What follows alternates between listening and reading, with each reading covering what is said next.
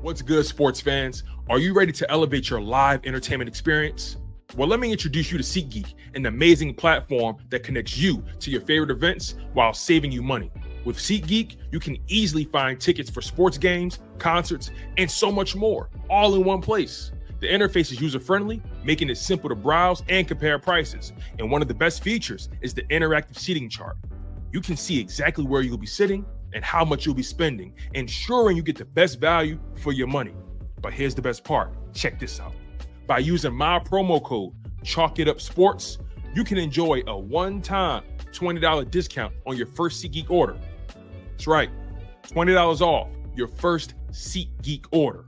Imagine catching that thrilling game or concert without breaking the bank. It's a win-win situation. Plus, you'll be a part of a community of fans who eat, sleep, and breathe live events just as much as you do. So what are you waiting for? Click the link in the description to download the SeatGeek app today. And don't forget to use my promo code ChalkItUpSports for a one-time $20 discount on your first SeatGeek order. Get excited. Now let's get back to the show.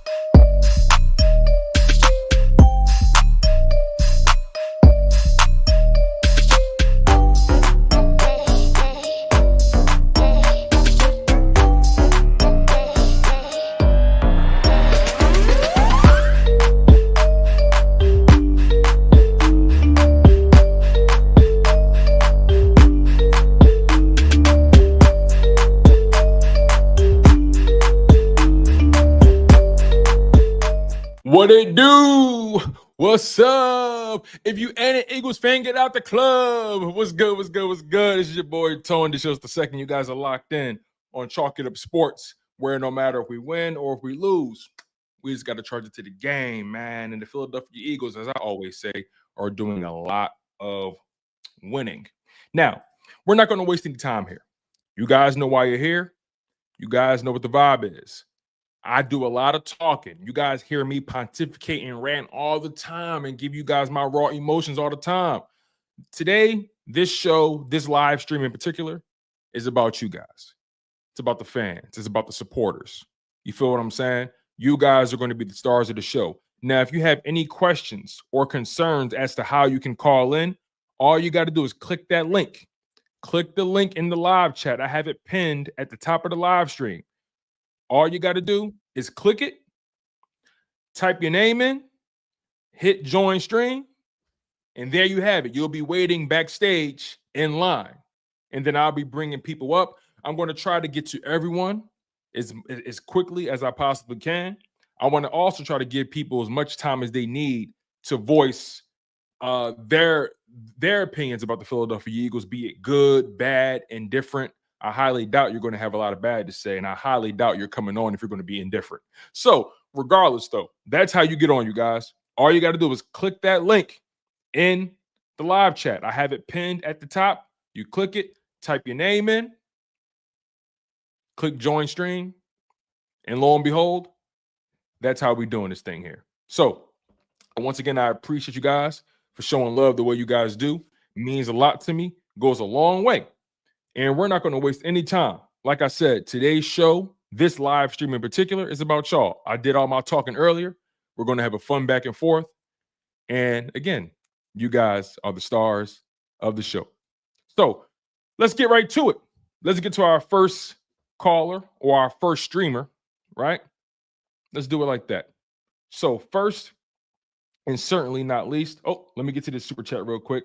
My girl Fanny, Eagles fan, says, I can't call in. I'm at work, but nice win. Go Birds. Shout out to Fanny. I appreciate you, girl. Thank you so much for showing love. And thank you for the super chat. Hope work is going well. Hopefully you get off in the next couple hours. You take care, all right? All right, let's get my man Lenny D on. Lenny D, you are live on Chalk It Up Sports, where no matter if we win or if we lose, we just got to charge it to the game. You there, my man? Yeah, can you hear me? Lenny, how you been, man? Long time no talk.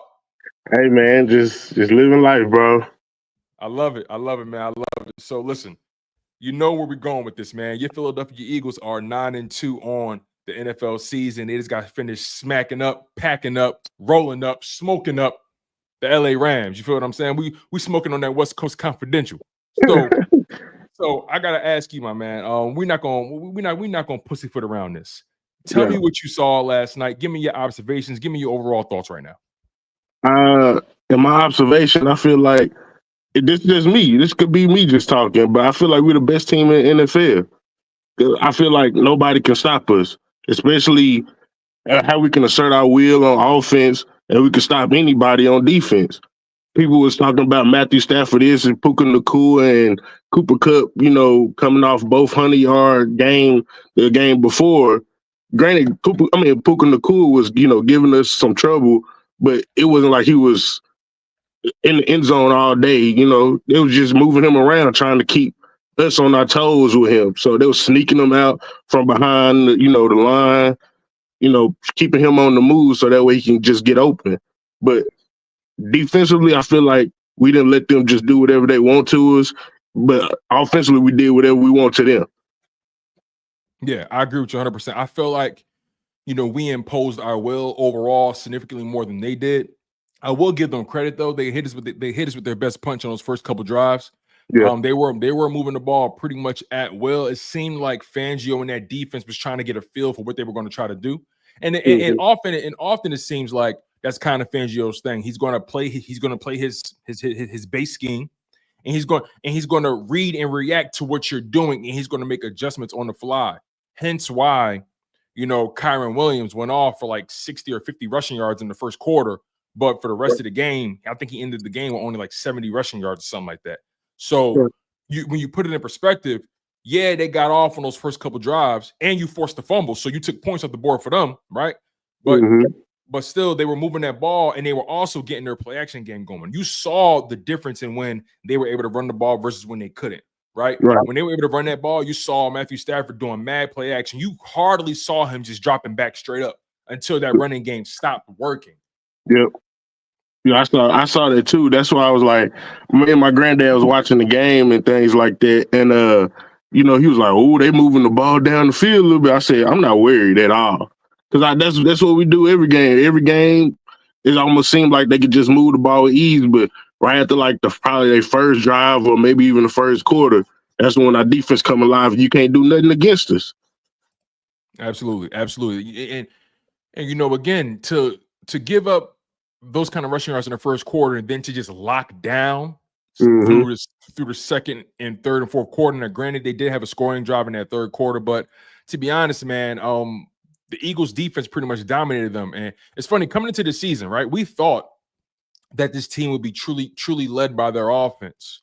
But if we really track it game by game, the defense has really set the tone for this offense. And I feel like now, especially in last night's game, and you tell me if you saw something different, but I feel like last night was one of the first games where I said, yo, offensively, defensively, we are truly balanced. And now I can't really say who's carrying who or if we're an offensive football team or a defensive football team. I feel like we're just a really great football team, top to bottom, side to side. I mean, you go player for player, position group for position group. I feel like I'm taking us against anybody, Lenny. Yeah, me too. I feel like the Bears, that's the thing that makes me mad with the media. They'll give the Bears the praise. I mean, not Bears, excuse me, the Lions the praises, and for them beating nobody's essentially people we beat already. But if we play, it's you just played the Browns, you just played this team, you just played that team. Well, what's the same energy when the Lions just run the score? We have Kenny Pickett. The game over. We have Kenny Pickett just kneeling the ball down. So, I mean, the game been over. That Saquon Barkley touchdown, we didn't need it, but we just showed that we could still score at will anytime we want to. Yeah, speaking of Saquon, yo, I mean, 255 rushing yards on 26 carries, 2 touchdowns. You add in the receiving yards, my man had 30 touches, 302 total yards from scrimmage, averaged literally 10 yards a touch. 10 That's yards a crazy. touch. 2 total touchdowns, 270-yard Gatling guns coming down the middle of the field. I mean, Exactly. we haven't seen this type of performance from the running back position since Shady. Yeah. And I don't mean to go in my Lord Brunson bag, but they told us that Saquon was washed. Everybody Go in your telling us bag. No. Lenny, get in your bag. This is why y'all here. I need you. I need that raw energy, man. Get in your bag, man. Talk your talk. This is why I do this, because I do a lot of talking, right? And I see you on the chat, and I really want to let the people get their shit off, because the reality is a lot of people do talk a lot of trash about the Eagles, and it's so hard for them to give the Eagles their flowers. Please get in your bag, Lenny. Don't hold back, bro. Yeah. Okay. Since you said that, I don't mean to get. I'm a religious person, and I don't mean to bring religion into talk space of sports. But you know what? To me, I just feel like Jalen Hurts, that man is blessed and anointed, bro. Like they refuse to give that man his credit running this offense, doing the things he can do, because they can't explain why he's a winner. So they say, oh, if he loses, it's because of Jalen Hurts. Oh, if we win, well, it wasn't Jalen Hurts that helped us win. So they just keep doubting him even since he started in the league. They kept doubting him, and all he do is win. That's the best way to shut people up, is keep on winning. And that man blessed for that. So that just keep on doubting him, and we're gonna keep on winning. Hopefully, by the end of the year, is hosting the Lombardi up in our hands. Yeah, I really couldn't agree with you more. Just to add context to what you're saying about Jalen. Jalen right now in the season completing 69% of his passes, a career high in completion percentage. He has 24 touchdowns on the season, if I'm not mistaken. 5 interceptions, a 102.3 passer rating. I mean, this has been arguably one of his most efficient seasons in his career. I mean, obviously the 2022 season was what it was, but I mean, I feel like we're in a better position to do big things this year than we were in 2022. What's your thoughts on that notion? How far do you think this team could go? Do you think this team is better than that 2022 team we had? Yes. I feel like it was y'all on Linked Up that said, with the 2022 season defensively, we was great on the line, versus now I feel like we got a complete sound defense. We can stop the run. You can't beat us over the head with the pass or catch us slipping with the pass. And then the main thing is tackling. We are tackling. That's all I ever ask from a defense, to get to the ball, regardless of who catch it, rally to the ball and tackle. Mm-hmm. I agree 100%. I agree. Lenny, I'm going to try to get somebody else on. Lenny, any final words before I let you go, my man? Yeah, I just want to say we're gonna stack this other W against the Ravens, because they don't scare me. The Steelers don't scare me. Like, we can really run the table all the way up to the NFC Championship game and see how that plays out and go to the Super Bowl. They try to keep on telling us when we got AJ Brown, they said, well, you ain't got no quarterback can throw to him. Jalen Hurts can't do it. Now every time we win, AJ Brown helping y'all. They said Saquon was washed. That now Saquon helping us win games. Oh, y'all getting carried. Jalen Hurts gets carried by Saquon. Keep doubting us, and we're gonna keep on winning. That's all I gotta say. Big Lenny, thank you, big bro. I appreciate you, man. Thank you for the love. Thank you for the support. Lenny, if y'all don't know, man, Lenny's been supporting me since 2020? I mean, yeah. Lenny been locked in for a long time, and I'm grateful for you, my man. So you take care, my man. Shout out to your grandfather too, man. Listen, fly Eagles fly, big dog. Fly Eagles fly. Yes, sir. Shout out to my man Lenny D, man. That was a good one. Shout out to my man Lenny. All right, we're gonna bring up the next guest, right? Listen, rapid fire, y'all. We keeping this thing going. The energy is high. The energy is up. Like I told y'all, you guys are the star of the show. So we locking in. Make sure you guys smash that like button. Make sure you guys are subscribed to Chalk It Up Sports. Where no matter if we win or if we lose, we just got to charge to the game. All right, we're bringing up my man, Big Dog Reese. Big Dog, how we feeling? Yo, Tone, what's happening, man? What's happening? How you feeling, bro? Man, listen, I feel good, baby. I feel good. Okay, let's get into it. So, listen, last night, man, 37-20 victory. Should have been 37-14, but I ain't gonna be nitpicky. You feel me? But yes, let's get right to it, man. Let's just start with the overall observations, right? Break down what you saw last night, how you was feeling from quarter 1 to quarter 4. And I saw what we already knew, Tone. We're a dominant team, and it's a Philly thing. A lot of the media, they don't understand, because we know what we are. You know what I'm saying? A lot of them don't understand what we are. You know what I'm saying? We talked about it on the last stream, man. We are sacked by committee team. They kept trying to double team Jalen Carter, but we were getting sacks all over the place. And I'm hurt because of BG getting hurt, man. But I think we're gonna be all right without him because, like I said, man, we sacked by committee, but we are dominant defense. And like we talked about the Super Bowl, man, we more dominant on the backside now, and we can stop the run and we can dominate that run game with Saquon, man. They don't know how to come at us, and they don't understand why we do what we do, man. They just don't. And they keep talking about the Lions, man, all that dominating these weak teams and beating them by 50 and 60 points, man, that don't hold no weight. You know what I'm talking about? We sit a lot of our starters down in the third quarter. You know what I'm saying? So we can dominate and beat a lot of these teams by 50, 60 points, but none of that don't mean nothing. When the Lions run into us, they're going to run into us. You know what I'm talking about? That same exact thing happened to the Minnesota Vikings where they hyped them up in 2017, and when Nick Foles met them in the NFC Championship, we took care of business. And that's I've been telling a lot of people that same thing. They keep hyping these boys up, but they're gonna run into us. Our defense gonna stop that run game with Jameer Gibbs in them, man. They got a good running back room, but neither one of them boys better than Saquon Barkley. I agree with you 100%, bro. You said a lot of truth there. You know, it's funny because I'm watching the game last night, and of course, the first quarter, the defense was kind of filled. I feel like they were trying to fill their way around it. You know, they missed a couple tackles early on. You know, the Rams tried to get their running game going, rightfully so. But you saw once they figured it out, and once Fangio started making the slight adjustments, and that's what I think that's what stands out the most about this defense, right? Fangio's impact on just how smart these players have been playing, how instinctive they've been playing. Lenny mentioned it earlier, how well they've been tackling. I mean, when you think about where we were during that 2-2 stretch, right, where we were missing tackles left and right, especially in that Buccaneers game, now I believe we're top 5 in terms of the least amount of missed tackles.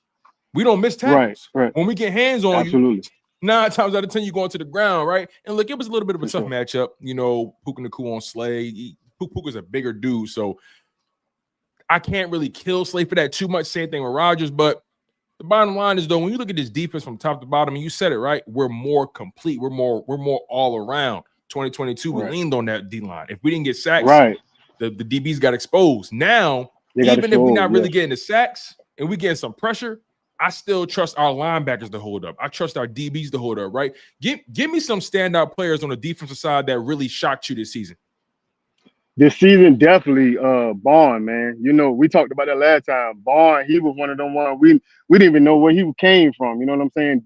Definitely Dean, Nolan Smith standing out for sure. Jalen Carter, man. Jalen Carter, you know, he a beast in itself. I think last year he just basically got gas, man. Me and my partner were talking about it the other day. And correct me if I'm wrong, Tone. College games, they only got 13 games, right?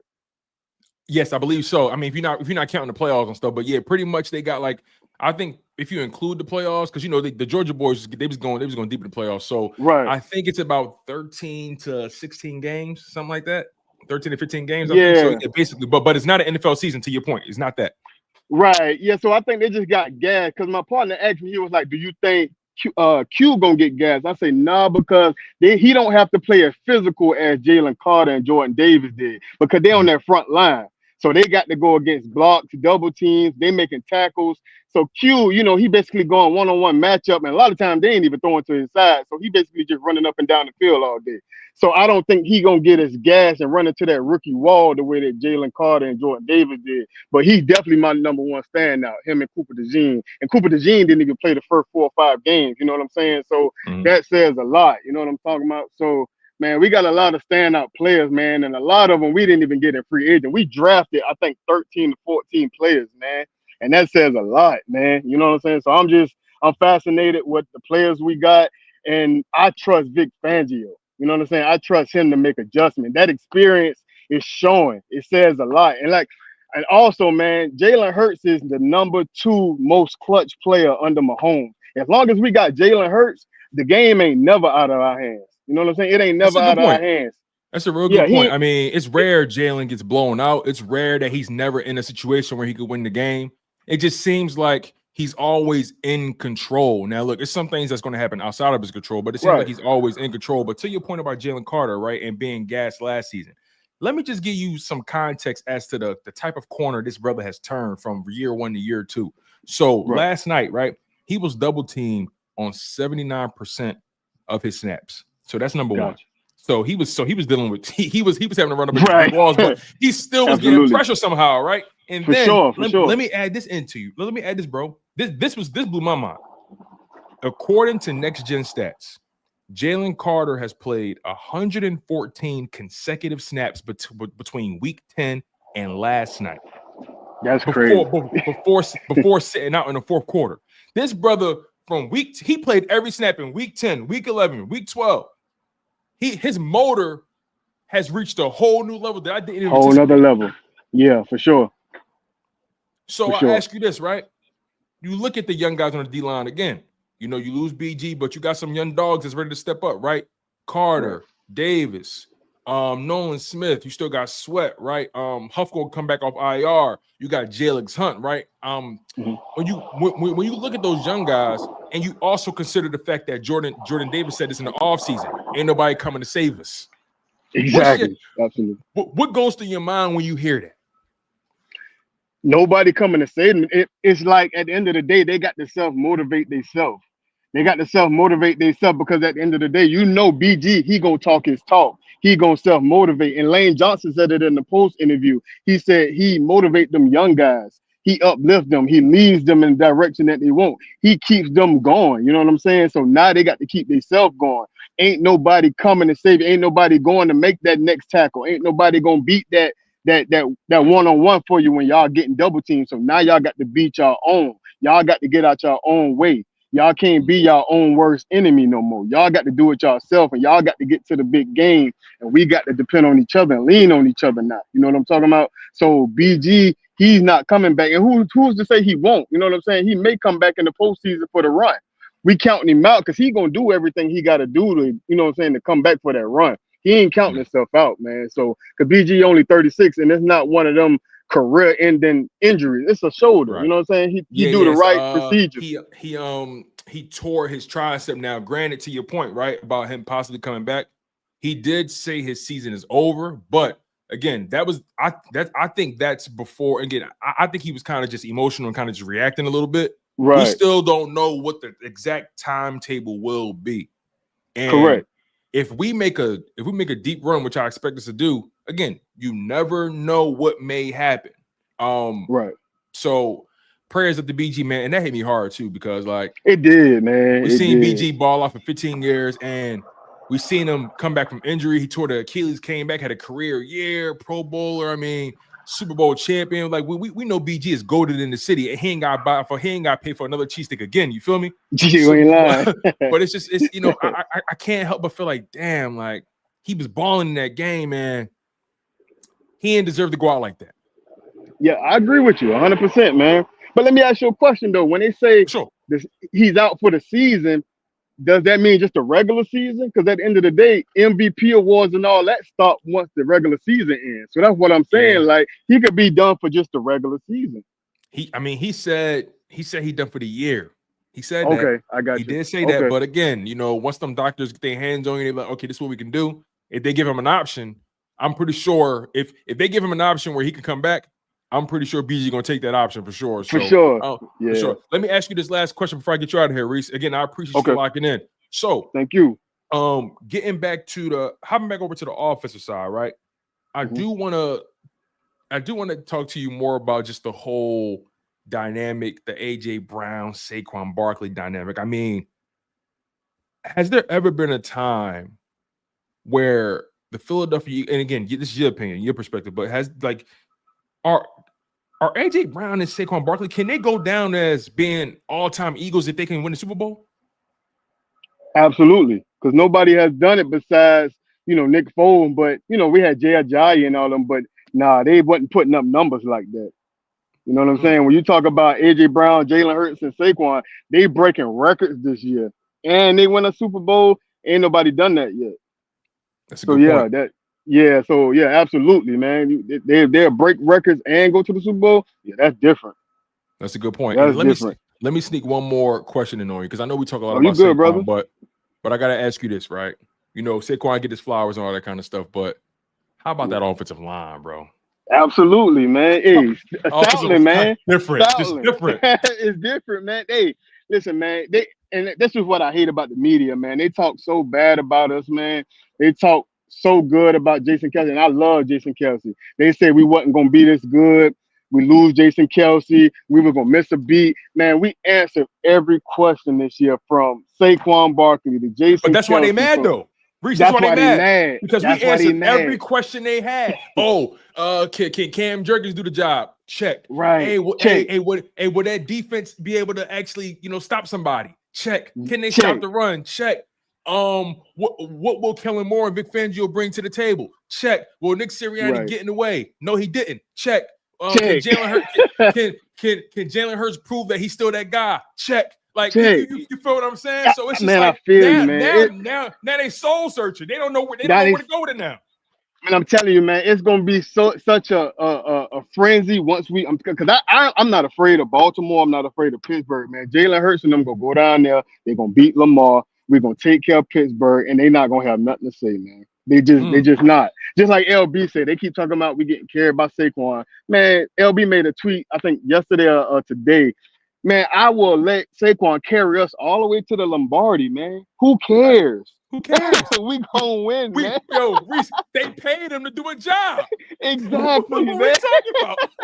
we talking about? That's like people at your job saying, "Man, that company wouldn't be doing well if Reese wasn't doing his job." Well, they pay me to do my job. What you mean? They pay me to do my job. Like, what are y'all saying, man? Like, they make no sense, man. And that's what I be talking about. They be talking about the team that Lions played. The Lions lost to the Bucks too. And then they talk about this Texans game. Like CJ Stroud didn't have his two best weapons on the field. He struggled in that game. Like, I am not afraid of the Lions, man. I'm telling you, man. We gonna take care of business, man.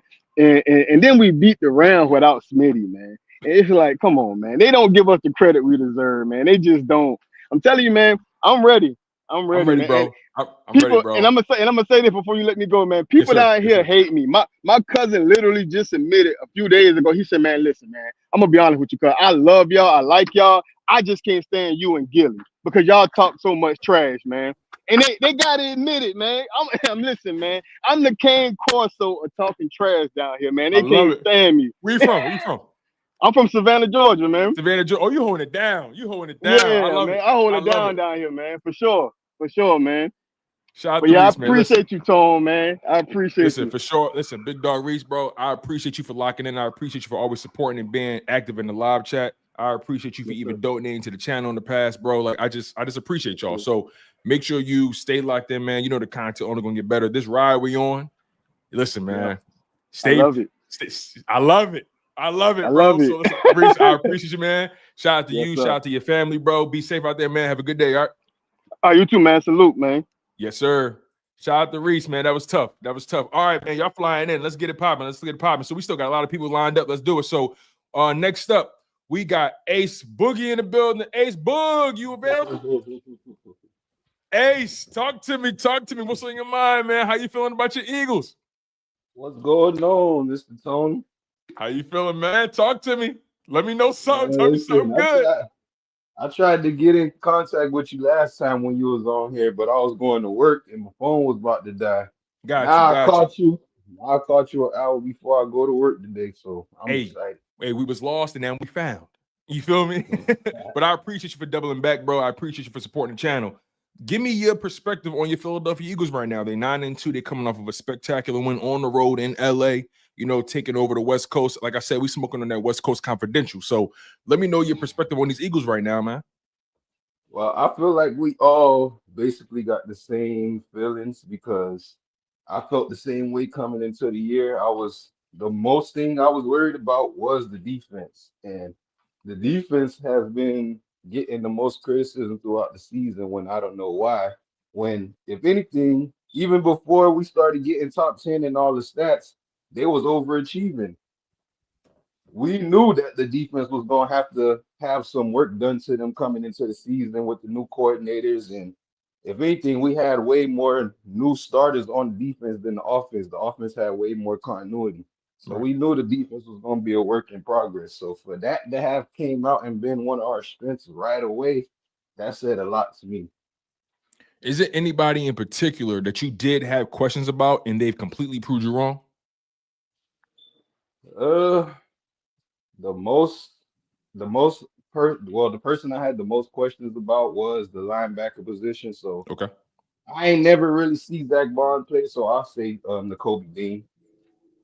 That's reasonable because, I mean, for me, at least my perspective, right? When it came to Nakobe, I know a lot of people was ready to just off him, and some people was just ready to, just continue to try to give him an opportunity, right? I don't think nobody was really wrong. At least for me, my whole perspective was I don't know what he is. I'm not gonna say he bad. I'm not gonna say he gonna be good. I just don't know what he is because the first year he didn't get no snaps. Second year he got hurt, so it was hard for me to say what he was. And then the open practice, he was getting sauced up by Kenny Gainwell, so we really just didn't know what he was. Then we saw in preseason, we saw flashes, right? So then all of a sudden now we see Nakobe Dean the way he playing. He is clearly in the zone. Him and Zach Bond, they're decent in coverage. They're stopping the run. Nakobe Dean had a sack yesterday.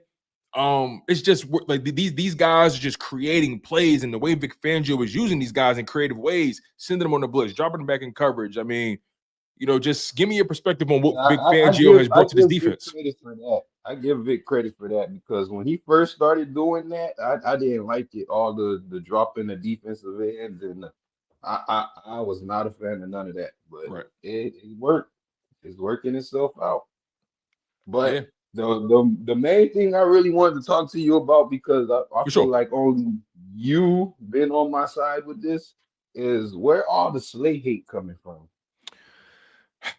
You know what? It's funny you say that, bro, because obviously Slay's not coming off his best game last night. He did go out with a concussion, but I would have rather had him out there than Isaiah Rodgers because Isaiah Rodgers was getting worked by Puka Nacua. I mean, it seemed like Isaiah Rodgers was always a yard or two away from him. Like he just couldn't get close to him. I mean, he did get called for a BS PI in the end zone. I feel like that was a bad call. But I just felt like Puka, and look, a lot of people was giving Puka a lot of respect last night. And I'm not saying Puka's a bad wide receiver. Puka was a second-team All-Pro last season, right? Puka is a good player. I'm not going to take that away from him. But when I saw him playing last night and the way he was eating, I'm like, yo, he doing that to them little corners. Every time Cooper was on him, or every time DeJean was on him, he didn't do shit. So again, my whole perspective was, yo, if you want to offset what Puka's doing, throw Ringo in there. At least while Slay is hurt, right? Ringo gonna be more physical. He gonna give Puka a little bit something more to think about. But as far as Darius Slay goes, I never really understood where the Slay hate came from. I feel like Slay has been one of our most steady defenders. And on top of that, I think when people talk about Slay, I think it's more so about the podcast than anything else. Nah, you know what also it is? I feel like we're very, very, very, very spoiled. Break that down, because I agree with you, but I want you to explain that for the people. I agree with you, by the way. Because we used to have a drought at CB. Like it used to be such a drought at that position. We used to hype up Jalen Mills and Ronald Darby when they was healthy. Like we never had no stability there. We come from Kerry Williams and Brian Maxwell and all this crazy stuff. Namadi Asamoah, Sidney Jones. Our last best corner besides Slay was Asante Samuel. I was telling LB that the other day. Damn, like we don't have a corner as good as that since Asante Samuel. Damn, you actually on to something. Like I don't understand why this man gets so much hate. Yeah, the only difference is he don't get as much interceptions as Asante. Right. But Slay is definitely he's so technically sound, and what I love about Slay more than anything is that how he's so willing to give the jewels, give the knowledge to the young guys. I mean, you see him and Quinyon be glued to the hip. Like them guys is like freaking frack. They stay together. Yeah, that's another thing he don't get enough credit for. Yeah, Slay.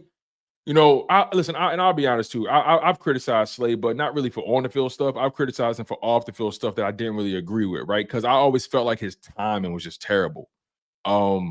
But as far as his on the field play, I never understood the Slay hate. Let me ask you about the offense, right? Because when you got a guy like Saquon Barkley in the backfield, I mean, that's just Yo, bro, he playing at a different speed. Like, I call him Saquon the One Barkley because he remind me of Neo. It's like he remind me of Neo when he first was able to read the Matrix code, and now he could do anything. Like, it's just give me your perspective on the impact Saquon Barkley has had on not only Jalen Hurts, but just his overall team and the identity. Yeah, I feel like he's having a very big impact. The thing that surprised me the most though is the fact that everybody, not Eagles fans, but everybody on the outside looking in is acting like they're surprised right now. Like they act like they've seen it coming when McCaffrey went to the 49ers, but they act like they couldn't see it coming when Saquon came here. Like it's basic math. If he was doing good where he was at and he was the only target, like how couldn't he get better being around better? Right. That didn't make sense to me. But yeah, I feel like he took a lot of pressure off of Jalen Hurts. Like a lot of pressure off of And Jalen Jalen Hurts. embracing it, by the way. It seemed like he embracing the whole fact that, hey, I ain't gotta sweat this out for real. I got a guy right here where I could just hand him the ball and hey, it's either gonna be 5 yards or it's gonna be 50 yards. That's the thing. Exactly. That used to be Jalen in them positions though. Like last year, he used to have to close it out with a big run like that, or but now he Good can point. just hand it off to Saquon. That's a very, very good point. There was a stretch where like And that's it gonna seemed like keep him Jalen had hustling to make a down the play. stretch. You're so right about that. Let me ask you this, man. So AJ Brown, he had a quiet 100-yard game, like on the Hmm. low, but it just seemed like again, I watch how the Eagles just play. They're such a physical team. They impose their will on you. AJ Brown, just a brolic human being at the receiver position, just bouncing off of like such a hard guy to tackle. Saquon doing his thing. The way Jalen Hurts played the position, like we're a power football team. But then you think about that offensive line, the way they're built. You know, who on that offensive line has been impressing you the most? Ooh, that's a good question. I, I'll I say Makai Beckley. oh, you took my person. You took my person because I was I'll about to tell you say I got a him. person, but I'm gonna let you go first. They liked it him. They liked it him when he came in because a lot of people were saying he was a bust. They liked it him when he came in, but I didn't expect him to come in and be a starter. I thought Right. he'd just be a contributor off the bench or when somebody got hurt. But he came in and he took that spot, so that surprised me. Yeah. And since you brought up AJ Brown, that's good that you did that because one thing that flew under the radar last week for people that don't watch film is he was having problems blocking. And I didn't think anybody would address him about it, but that was interesting in his post-game interview. He said, oh, one of his coaches got on him last week about it, so he was really engaged. That I ain't Oh, gonna lie, that made me feel a little better because I was kind of disappointed in AJ. I thought that's he a was good point. starting to be selfish. That went over my head. I ain't gonna lie, Ace. That went over my Yeah, head. I You thought he just put was me on being something. selfish. You just put me on something. Cause that went over my head, bro. That was a real encouraging interview from AJ. For sure. And I think AJ said something too, and then I'll get you out of here, bro. He said something in that interview too. He said he said something about Saquon, taking touches from everybody, and we happy about it. He said we Yeah. happy about it. I'm like, He yo, said the mindset got to change. So if I'm only gonna get 3 catches a game, I got to make sure they 3 touchdowns. I love that. I love that. Ace, my I man, love I that. appreciate you so much for locking on the content. You always engaged in the live chat, man. I appreciate you for holding us down here. Any final words before I let you go? Nah, man, I appreciate you. Continue doing what you're doing, and I hope we can do more of these in the future. For sure, man. We definitely gonna do more of these call-ins, man. I'll try to knock them out. Sometimes I forget about them on your ass, but I'm gonna try to be more of a man of my word and get these call-ins in because I know I know I love them. And also it give me a little break and allow me to kick it with y'all. So Ace, I And appreciate I you, big and dog. I appreciate your humbleness for always locking in with the comments because not too many people do that. So I see I some got people you. be getting on you in the comments like, "Oh, he don't get to us." And, you get to everybody you can get to, so we appreciate Yeah, it. sometimes they flying fast, and look, bro. I just look at it from the perspective of like the way y'all invest your time, your effort in me. Like this whole machine that I'm building here doesn't work without the people. So I feel like it's only right that I stay grounded and just let the people know that listen, y'all voice is heard. And also, this is one of the dopest like type of platforms because like the fact that we able to communicate directly with the people, read the live chat, and just be able to just really connect like that. I mean, that didn't exist back in the day. So we got to really live in that and really appreciate the type of connection that we're able to build, through these live streams, through the Philadelphia Eagles, because we all got one goal. We all got the same mindset. We trying to win big and we trying to kick ass while we do it. You feel me? Facts. And you always giving flowers to the content creators. Yeah. Listen, bro, I ain't got None no of your ego in work this, man. None of your work go unnoticed, bro. I appreciate that, Ace. You take care, all right? You too, boss. Have a good day. Yes, sir. Shout out to Ace, man. Shout out to him. All right, let's keep the energy flowing, y'all. You guys are locked in on Chalk It Up Sports, where no matter if we win or if we lose, we just got to charge it to the game. If you're new to the show, I'm your humble host, Tone DeShields II. Thank you guys for locking in. It means a lot to me. Let's get this thing going. Next up, we got my guy, Philly Flyover. What's going on, Fly? Not much, man. I missed the last one because I've been super busy with work. But I just got to say, man, you're my favorite content creator, the realist. Regardless, you're always fair with all the players and all that. Me personally, I'm just getting started in content creating. Sometimes I'm a little too harsh, but like you said, we all want the same thing: win big and kick ass while doing it. So that's kind of the initial thing. But I hope Papa Tone is good and Mama Tone is good and all the family's good and healthy and all that good stuff. But listening to the other stuff before I forget, I'm really excited. I had a couple things I wanted to run by you, see what your thoughts That's were. why I love when you come on, Flyover, because you bring energy, you bring excitement, bro. You're genuinely happy to be here, and I'm genuinely happy to be talking to you, bro. So please, the floor is yours. Just let me know everything you're feeling about these Eagles right now. Go. Okay, so this may be a little bit of a hot take, but I'll explain completely. I'll even go so far as to say that the team we have now, based on what we've seen, 8-2, kick the Rams, teeth in, monster defensive line. I got to eat crow on Nolan Smith, which is an answer to a probably question you might ask. Has anyone shocked me or have that proved me wrong? Nolan Smith, 3.5 sacks, a lot of pressures, thought he was too small, thought he was too little, or however the case. I was wrong. I'll humbly admit that. I just want us to win. And in the moment, he looked too small, but he showed me wrong. I'll humbly admit that. But yeah, I'll go so far as to say that the team we have now is better than our Super Bowl team. 3 reasons. 3 very important reasons. Number 1, which was Saquon Barkley. Obviously, 250-yard game, backwards turtle. That's the obvious stuff. He has an O-line now. I mean, we've been talking about it or however, but Saquon with an O-line is something to behold, something special. So the effect on the running game, I don't remember who we had or have them bowed names. I'm super excited, adrenaline, all that good stuff, but I know they wasn't on Saquon's level. And then in terms of the 22 season, Jay Ajayi and then Miles Sanders not even on their level. Most of the time since Shady McCoy, we haven't had anybody near that level of talent. That's a very good point. Last in 22 when we went, we had Miles and we had Kenny G. And then when we won the Super Bowl, we had LeGarrette Blount, Jay Ajayi, Corey Clement. You're right. We haven't seen anybody this dominant since Shady McCoy. I mean, we legit have a knockout punch. Like, I'm talking Deontay Wilder, Mike Tyson level knockout punch. Absolutely. And then piggybacking off of that, I know Nick Foles, he beat Tom Brady and all that, but in terms of the quarterback position compared to what we've seen in 22 and whatnot, I'd even say there's vast improvements from that, because his constant flack was, as soon as he senses pressure, he runs away, he gets out of bounds or whatever the case. That was been his only thing. This year, staying in the pocket. As a fan of the Eagles, somebody who likes the quarterback position, I'd rather my quarterback have the balls to stay in the pocket than as soon as things get hard just to run away like a little girl. That's my opinion. And he's taking it like a man, just like Kurt Warner's beginning story. Hey, you want to get a starting job, you have to take the pain, you have to take the hits. Regardless, not always something's going to be there, however. So he's shown resilience, toughness. Obviously, 70% completion percentage, has put together a pretty solid string of games with no turnovers against solid defenders as well. Everyone wants to get flack on the Browns and the Giants. However, we beat a 2-8 team. The Giants had 26 sacks. 26 sacks by that time or however the case. And Jalen, he looked pretty freaking good. And I'd even go so far as to say, last hot take, however, I'd even go so far as to say that this Rams game, passing-wise, efficiency, targeting middle field, checking down, I see multiple check downs using the entirety of the field. I would say, based on the eye test alone, this is the best passing game this individual season.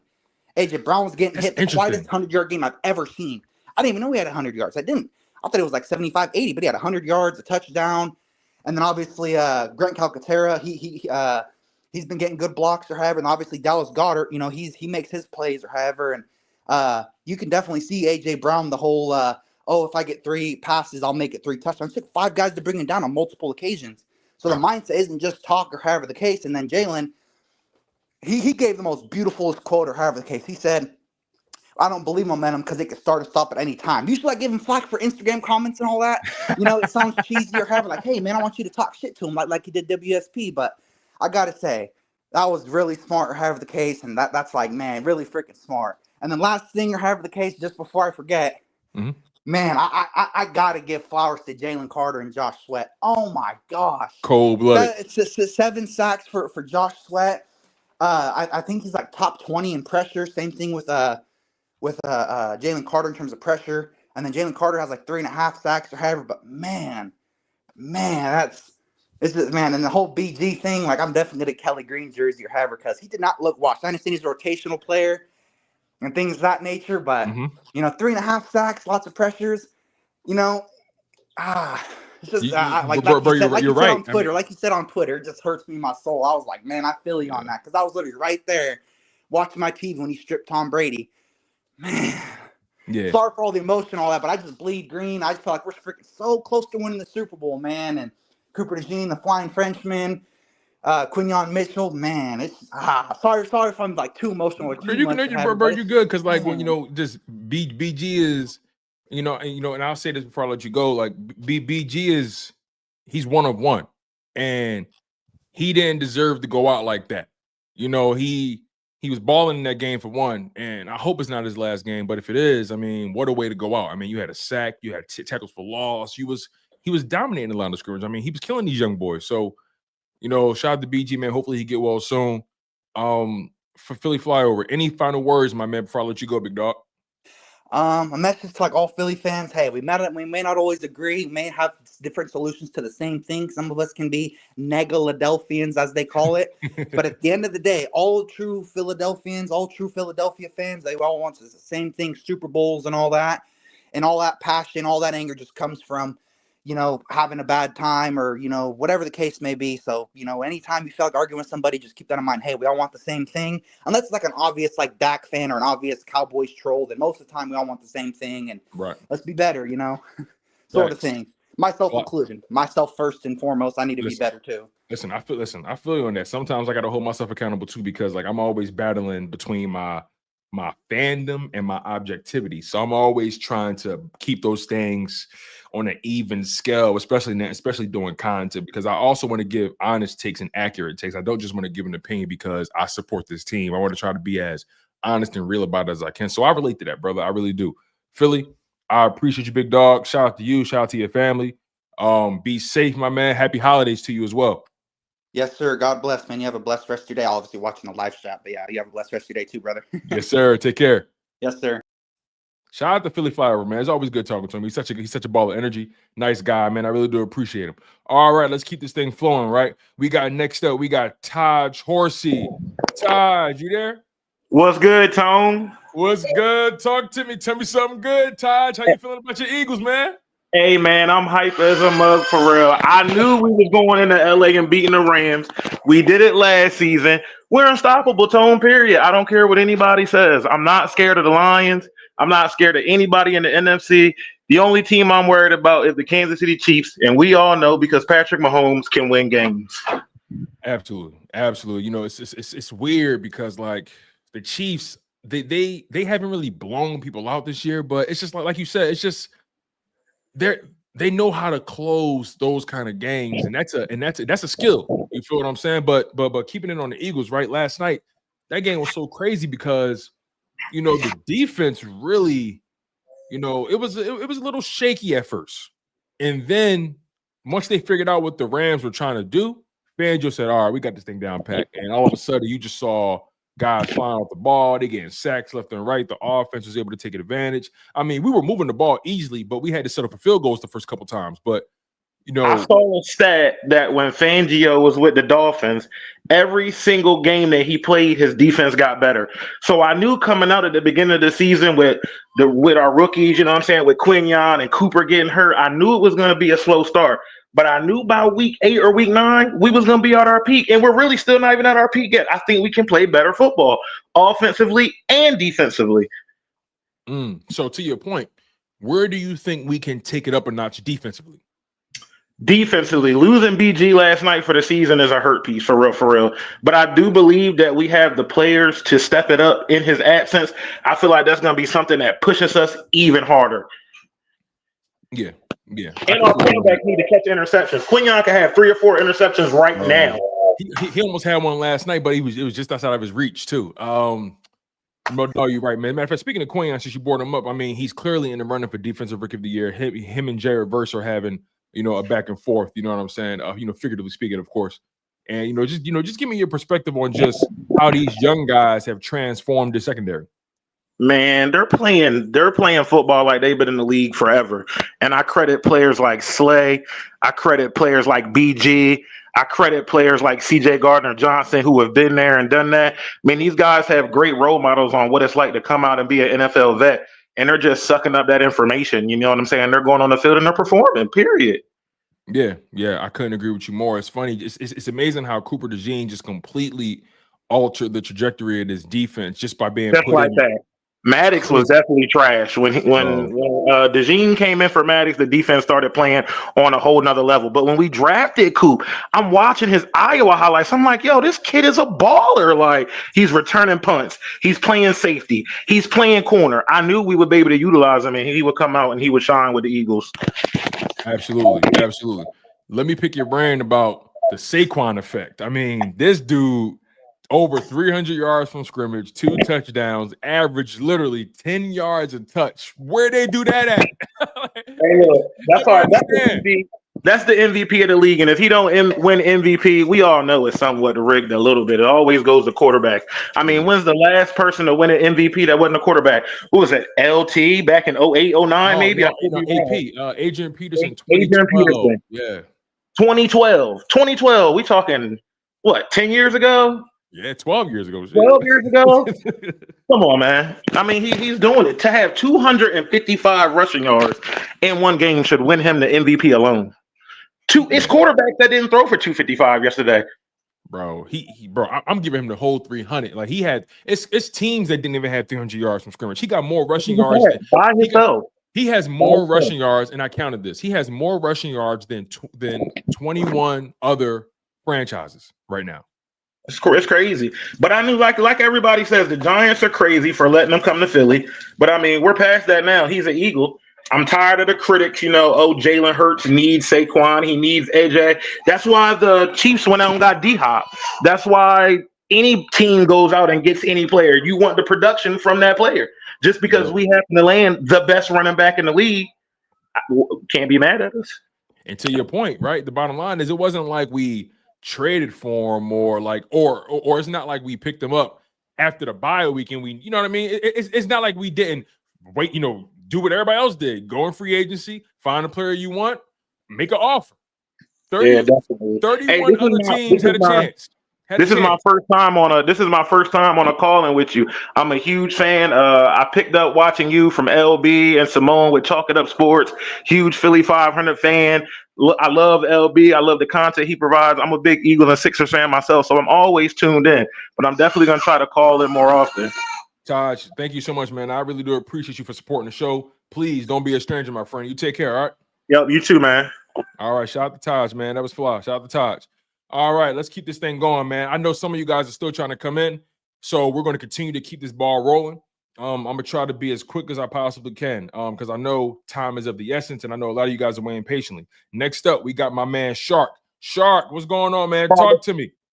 Big dog, what up? Big dog, Shark. Listen, you smell blood in the water? I smell blood in the water. You know I do.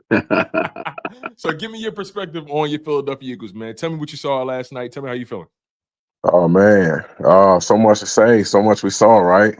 I'll start with shout out to 5-5, man, B Jizzle. Sad to see that go. I heard what you said earlier about the way he going out.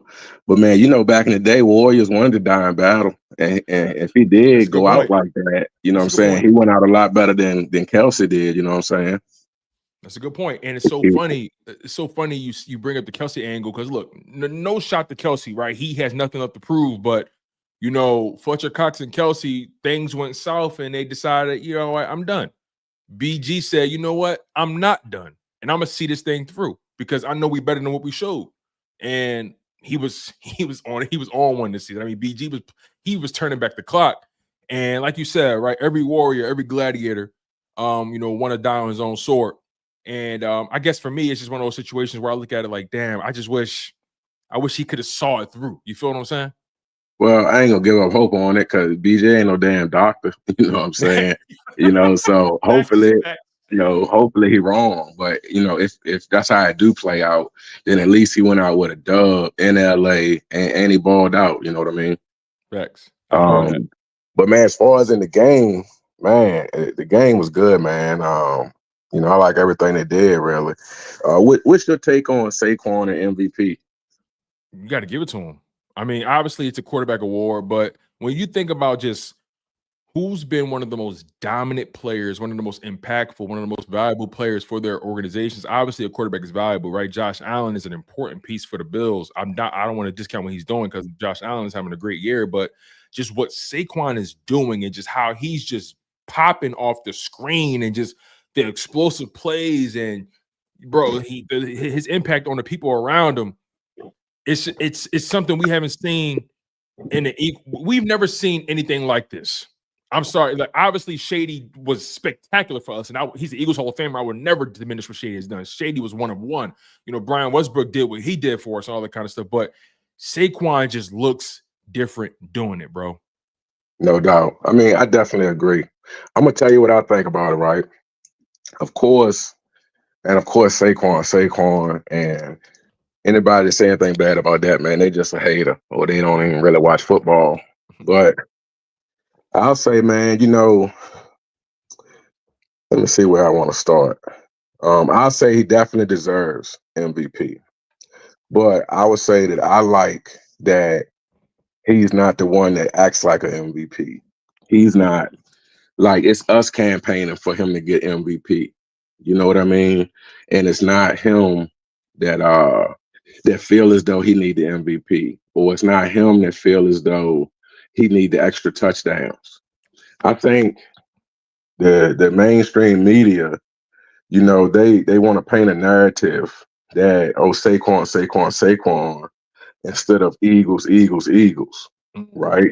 So I think at some point, like if you watch a lot of the mainstream media, they'll say how Saquon had such a big night yesterday. And I definitely agree that Saquon had a big night. You also would hear them say the last couple of weeks how many times he stopped on the 1 yard line.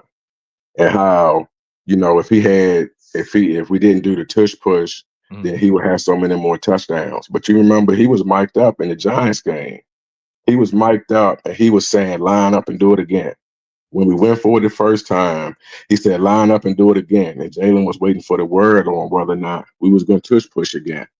And that right there shows his character that, man, if he was the type that thought like an MVP player and wanted to be like the diva of that wouldn't fit this organization because them boys playing team ball. I don't think that for 1 second he look at it like we should stop doing a tush push. Stop doing a tush push. You tripping.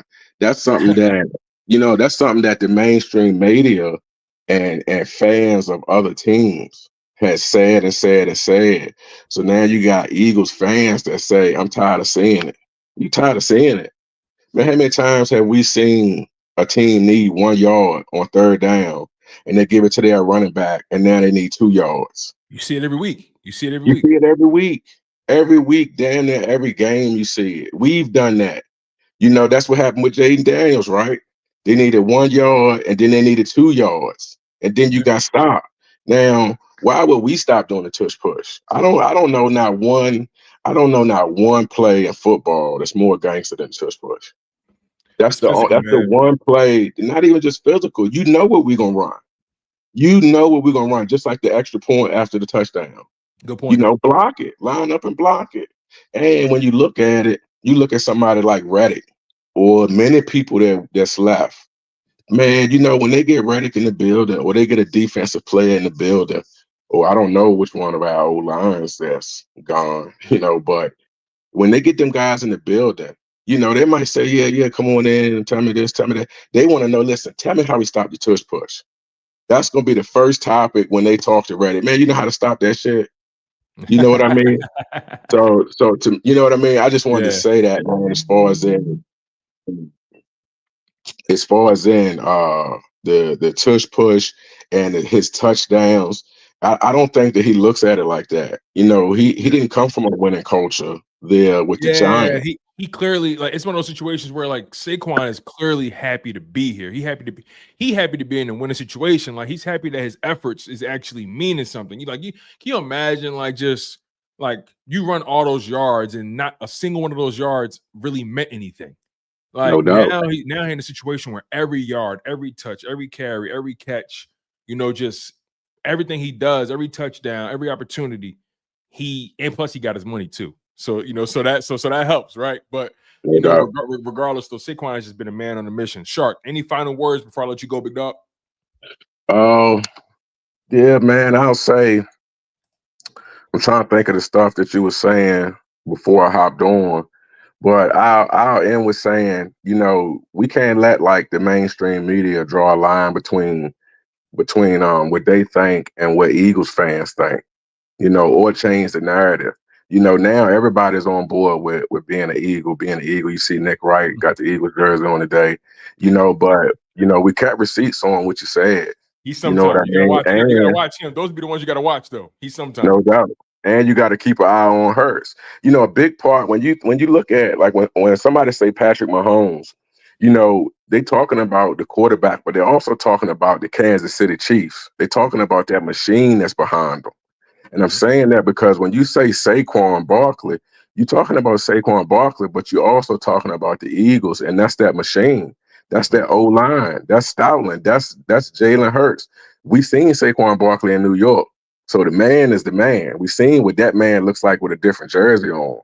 But now when he come to this machine, you need when you hear people say Jalen Hurts, being a pocket passer and not running and stuff like that. Listen, that may not work with somebody that want to put up 255. If you had a big arm passer that he dying to throw that ball down the field, you're gonna have conflict instead of giving that ball off to somebody that's gonna get 255 yards. Right. We thought that we was gonna see a little bit come from AJ, right? But the people that crying complain about Hurts and what Hurts is and what he's not, they complement each other. The fact that Saquon can do what he can do is because of the threat of Hurts running. So I'll end it with saying, man, one thing I like to see him do different is take the quarterback draw out of it. I like when Yeah. I saw Hurts take a couple hits yesterday that I ain't like. well the draw, man, it's so slow.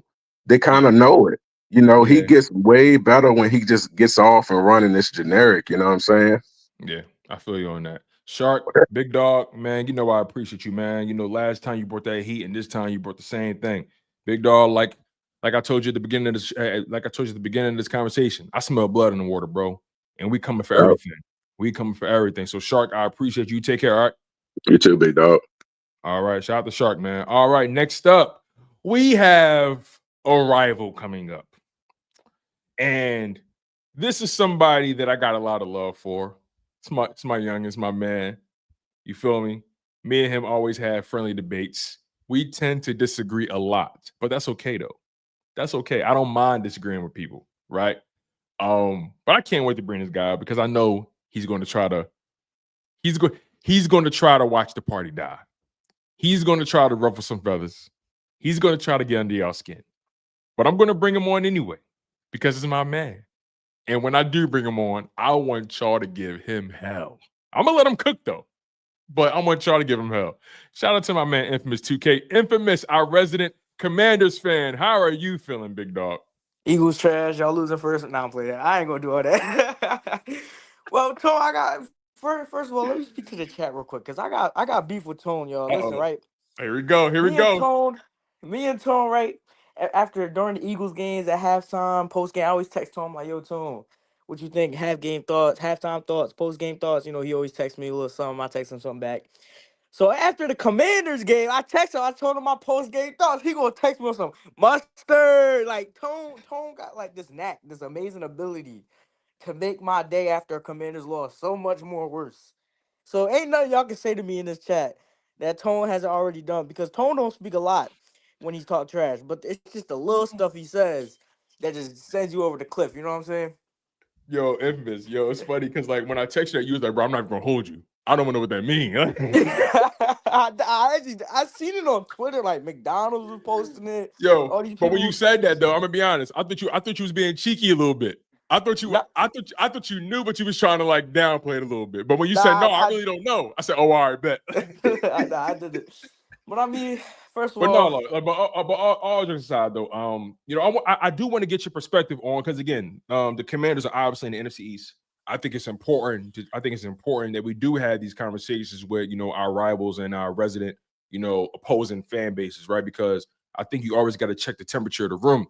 Give me your perspective on what you saw from the Commanders on Sunday, and just did it?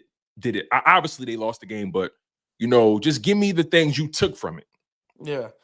So like I'll say, so a lot of people are talking about the blueprint is out on Cliff Kingsbury and his offense, and blueprint is out on Jaden Daniels.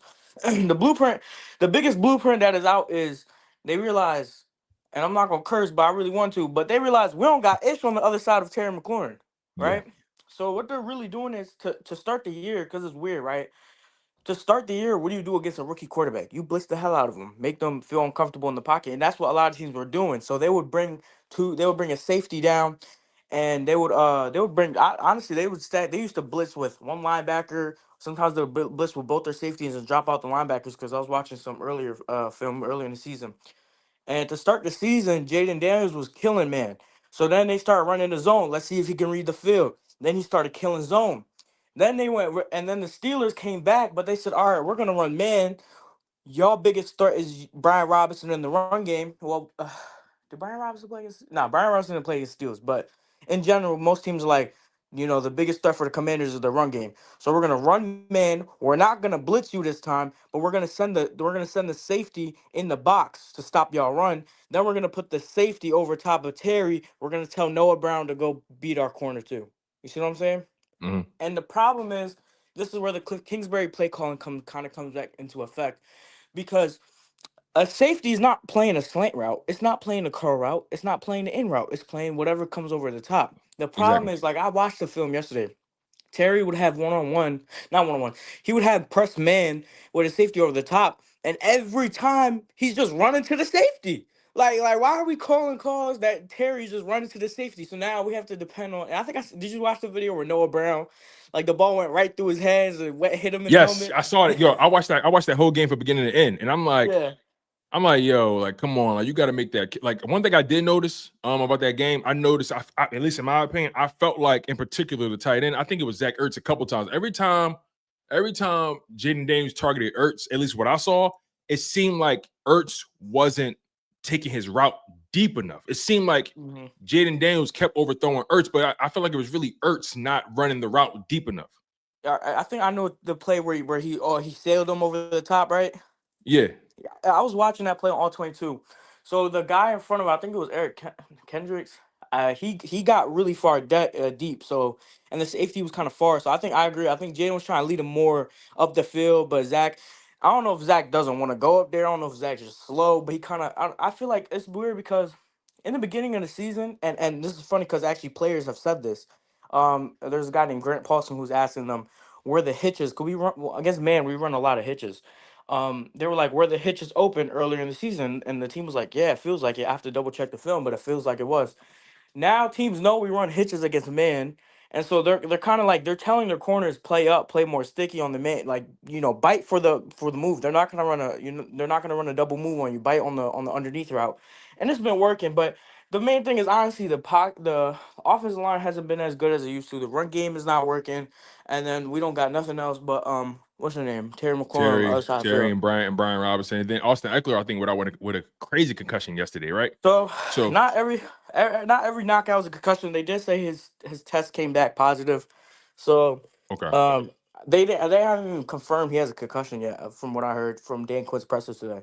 So arguably, Um it's probably more so neck injury maybe than yeah, because he got that was a he got that rocked, was yeah. yeah that was a rough one. So all right, I gotta ask you this, right? Because again, right, NFC East,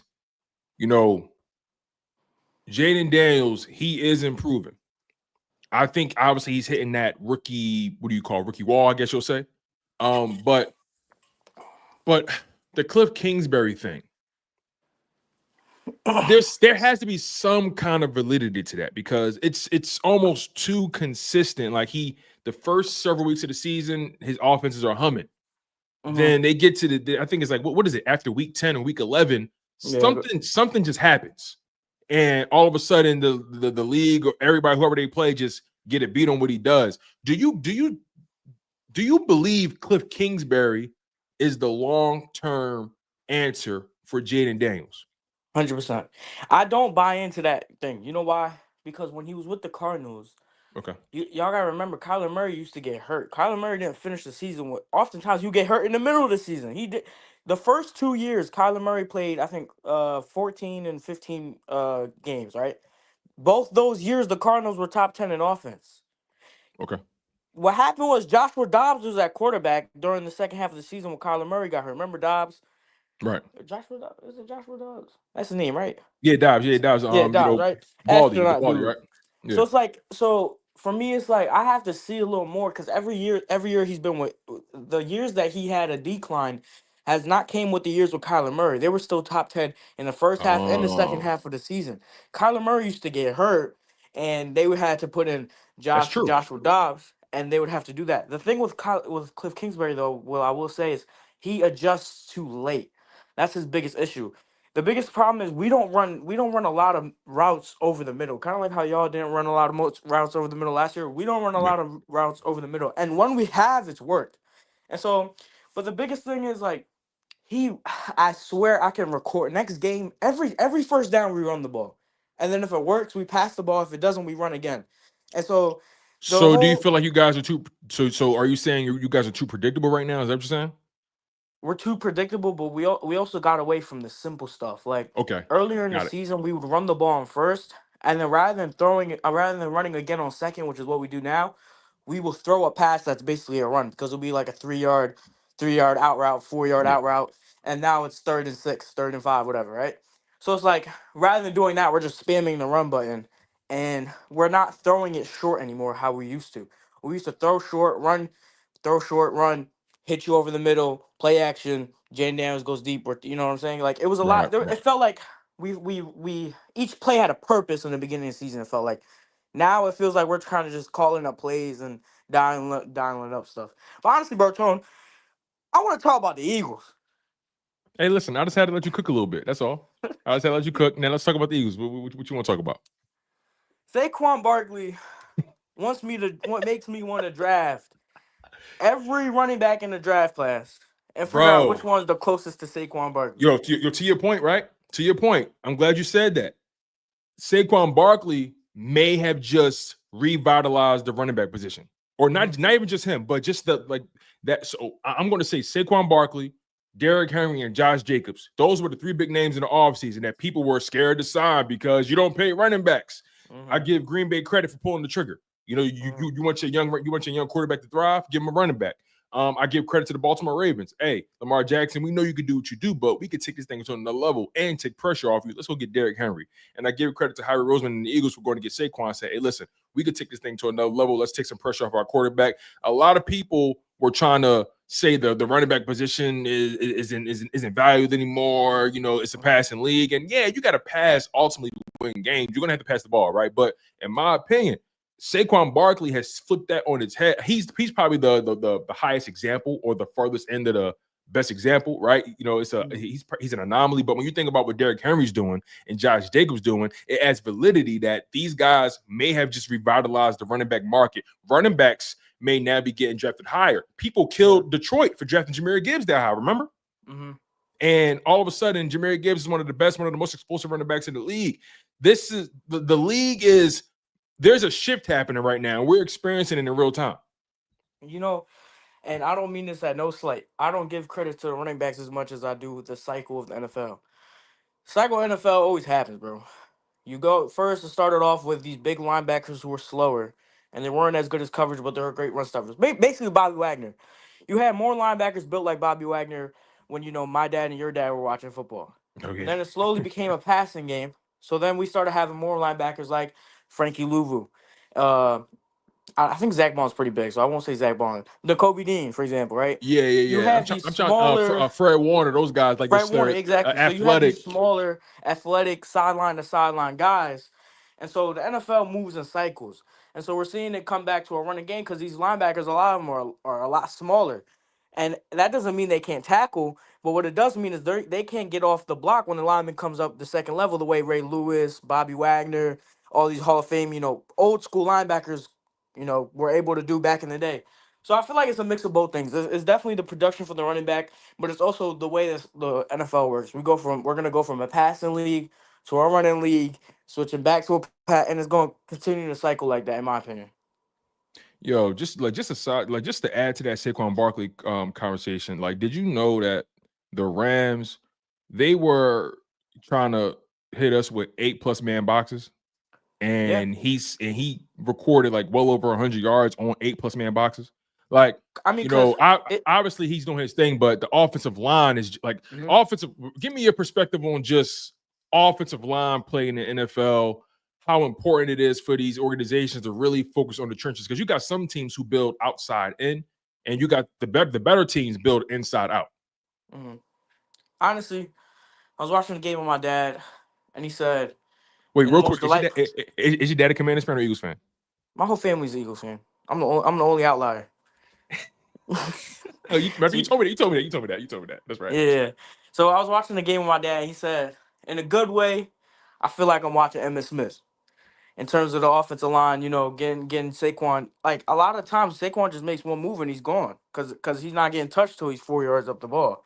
And Right. so like this offensive line, bro, me, Tone, and everyone else who called in, could all go to Stoutland University for a year, come back and be all pros. So it's like a lot of these, like the offensive line don't get enough credit in my opinion. I think especially in the pass game, like Yeah. I see Jalen, like I've never seen. If I feel like Jalen hops around in the backfield for like a good 5 seconds, then rolls Yo, out. bro, he be back there And for he a had the while. crazy thing is he don't even I'm not have gonna to front. roll out. He just roll out because I'm not even gonna front. Like sometimes I'll be back there like, yo, like still, he got time back there to make a smoothie, make a I'm sweater. saying. He could do whatever he So, want back there. and the thing about this offensive line is y'all are huge. Like I don't know how. Yeah, like there's no guard the size of Mekhi Becton or Yeah, Landon that's what I'm Dickerson. saying. So it's kind of like I feel like sometimes like Jalen, like and this is not a slide, but I feel like sometimes Jalen relieves the pocket early because I mean he's a shorter dude. He's only like 6'1", 6'2", right? Yeah, exactly. Yeah, like So it's 6'2" like with it's cleats. hard to Yeah. see over 6'7" Mekhi Becton. You know what I'm saying? So it's like I feel like and that's something that I think Jalen Hurts doesn't get fair credit to. But honestly, the offense, because I actually wrote down because I wanted to know why y'all start slow most of the time. Because That's a good question. If I had to give any kind of reason, because like typically those first and just a reminder, I got people coming in after you too, so I don't want to like spend yeah, too no much problem. time. But I got love for you, bro. Yes, sir. I think okay, the first quarter or your first, let's just say your first 15 plays are scripted, right? Yeah. Typically, that's what that is. So I look at it from the perspective of whenever we get off script, whenever we get into the thick of the game, now talent is taking over. You feel what I'm saying? And I just feel like for some reason, Sirianni and Kellen, there's this weird thing about them starting slow. Now, I will say this though, I will give them credit. They're starting to move the ball better, but they gotta finish the deal in the red zone now. That was the problem yesterday. They were moving the ball, no problem in the first quarter, but they couldn't finish the deal. But you know what it is? From what I see, y'all will get Yeah. to the 25 and then run a QB power, and it'll be a loss to one. Yes. And then it'll be 2nd and 11. Then you'll run a screen pass to Jahan. Now it's 3rd and 8. To your point, we get too cute in the red zone. Yeah. We get too cute. I But agree 100%. Infamous. I'll just say, can I say one more thing before I head out? Yeah. Go ahead. You good. So the thing about I'm gonna say something about the defense is, and I've seen this, and I've been consistent in all my notes because I always write notes after every I film know. watch that I do. The biggest reason, right, that the Eagles defense is as good as it's playing right now is because of that rush. Players get open on this defense, and they should because it's the zone. Yeah. Like you're not gonna cover every player on the field. Vic Fangio's defense is basically you're not gonna go deep. We're gonna send pressure your way, or our guys are gonna get pressure, and we're gonna make you think he's open, then peel back to the backside receiver who's coming across and bat that ball down. That's Vic Fangio's defense. That's why, and it's not very. I won't say it's not corner friendly, but if you're a corner who like Jalen Ramsey, a lot of the corners didn't like Vic Fangio because it's not a Exactly. All those Miami guys didn't like it. Exactly, because it's not a playmaking, like you're not going to get a lot of interceptions in that system because they're not going to be throwing the deep as much as they do against regular guys. Your corners are going to be more like tackling guys, and that's why a lot of players from Miami didn't like it. Your guys embrace the tackling, so your corners have fun in that system. But the thing is that I always tell myself when y'all play the Jimmies and Joes that can block your front four, sometimes, and this is me being real with myself, sometimes I realize some of these people don't got Jimmy and Joe's. They just got, H words, hoes. You feel me? And they can't block for nothing. So, like, I gotta realize y'all. I feel like the run when y'all play the Ravens, they have a good line. That's gonna be interesting. Their passing defense is not great, but they're the number one run stopping defense. So I feel like that would be a great game if y'all can beat the Ravens, especially. I mean, you don't have to blow them out. I'm saying, especially if you beat them convincingly, then I'll say, you know what, this team's legit. Because the thing is, for me, y'all in the playoffs, except for 22, y'all beat Daniel Jones and Josh Johnson. That's who you played. Y'all handle y'all business. But outside of that, y'all haven't played like. You know what I'm saying? You know what I'm trying to say. I get it. I get it, man. Like, that's a fair judgment, right? So I get it. So if y'all can do it against the Ravens and you don't even have to beat the Steelers. If y'all can look like you're supposed to belong there, then I'll be like, all right, they'll get past the first, second round. Got you. Okay, I respect it. I respect the infamous. You know I got love for you, bro. I appreciate you, man. I'm gonna try to get some other people on. I'll talk to you soon. All right, big dog. Be safe. Right, mustard. Shout out to my man, yo. All right, next up, y'all. We're gonna keep this thing flowing. Shout out to y'all for being patient. I appreciate y'all. Next up is Mod X Mike. What's going on, Big Mike? How you feeling, man? My man, what's happening? Thank you for being patient, man. I appreciate you. Let's have it. So give me your perspective on your Eagles, man. Talk to me. What you see last night? I saw a whole lot. I saw a whole hell of a lot. And guess what? This looked like 2017 to me, brother. This looked like 2017 to me with a better running game. Talk about it. It's funny. Let's talk about that, right? Let's stay on the running game. Saquon Barkley over 300 yards from scrimmage, over 250 yards rushing, 2 touchdowns. He had 270 yarders. I mean, yes, sir. Have you seen a running back this dynamic in the Eagles uniform? Obviously, we've seen Shady. We've seen Brian Westbrook, but I was telling somebody earlier, it just looked different when he got the rock. Let me tell you, man, for real, for a second, I thought I was watching the dude with a Detroit number 20 jersey on. Straight up. From what I saw, I was like, you gotta be kidding me. Now I get one run, but he popped off 2 of them. And every time he does it, I'm downstairs or I'm watching the TV and I'm like, Saquon! Yo, the Giants, after last night, the Giants should fire their whole management staff.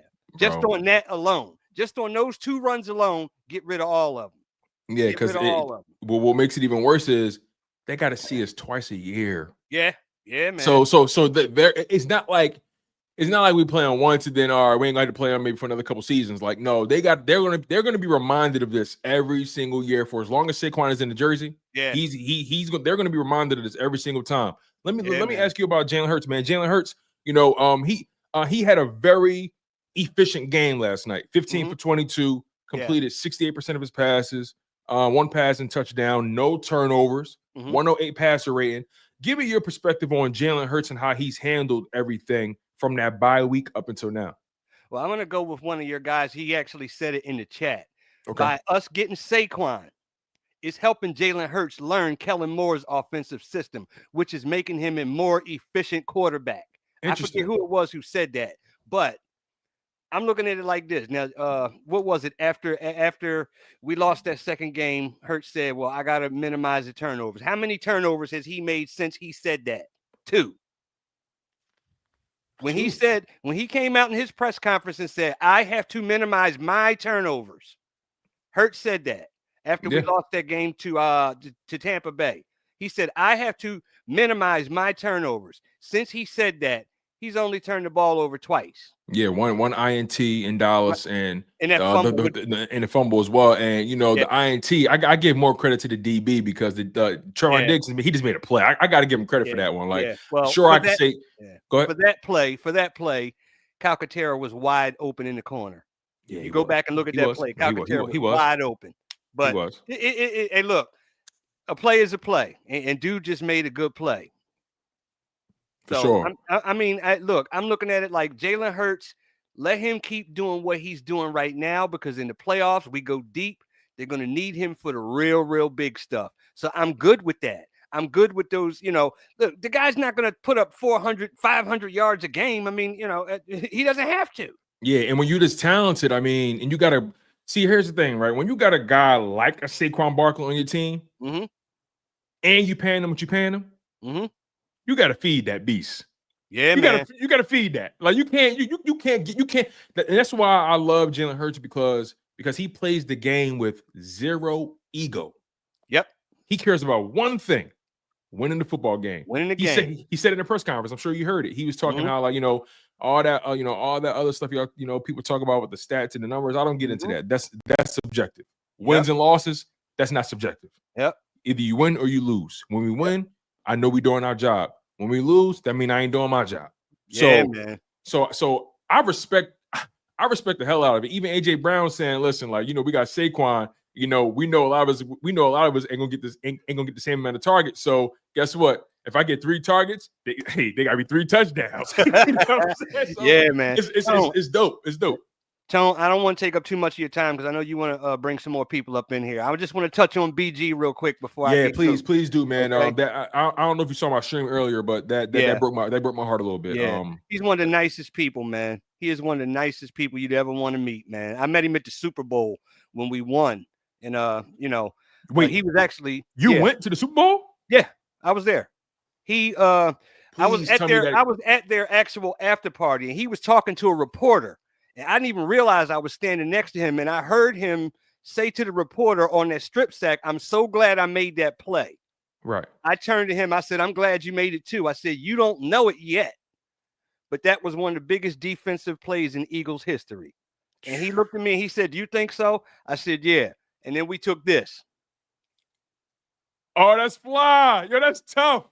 Yeah. That's tough. Yo, Mike. That is tough. I was able to meet BG myself. I met him at the Maxwell Awards. And he's as advertised. He's the same dude. Same dude. Energy, spread love, humble. Like, every gladiator want to go out on his sword. But I know for the most part, every gladiator want to go out on his own terms too. I think he's coming back. You think so? Man. You think so? Just like look at what happened to Kobe. God rest his soul. Same thing when he messed his ankle up and all that. Came back. He came back because he loves it too much, man. Yeah. And do you think he was balling, Mike? He was balling. Right? Yes, sir.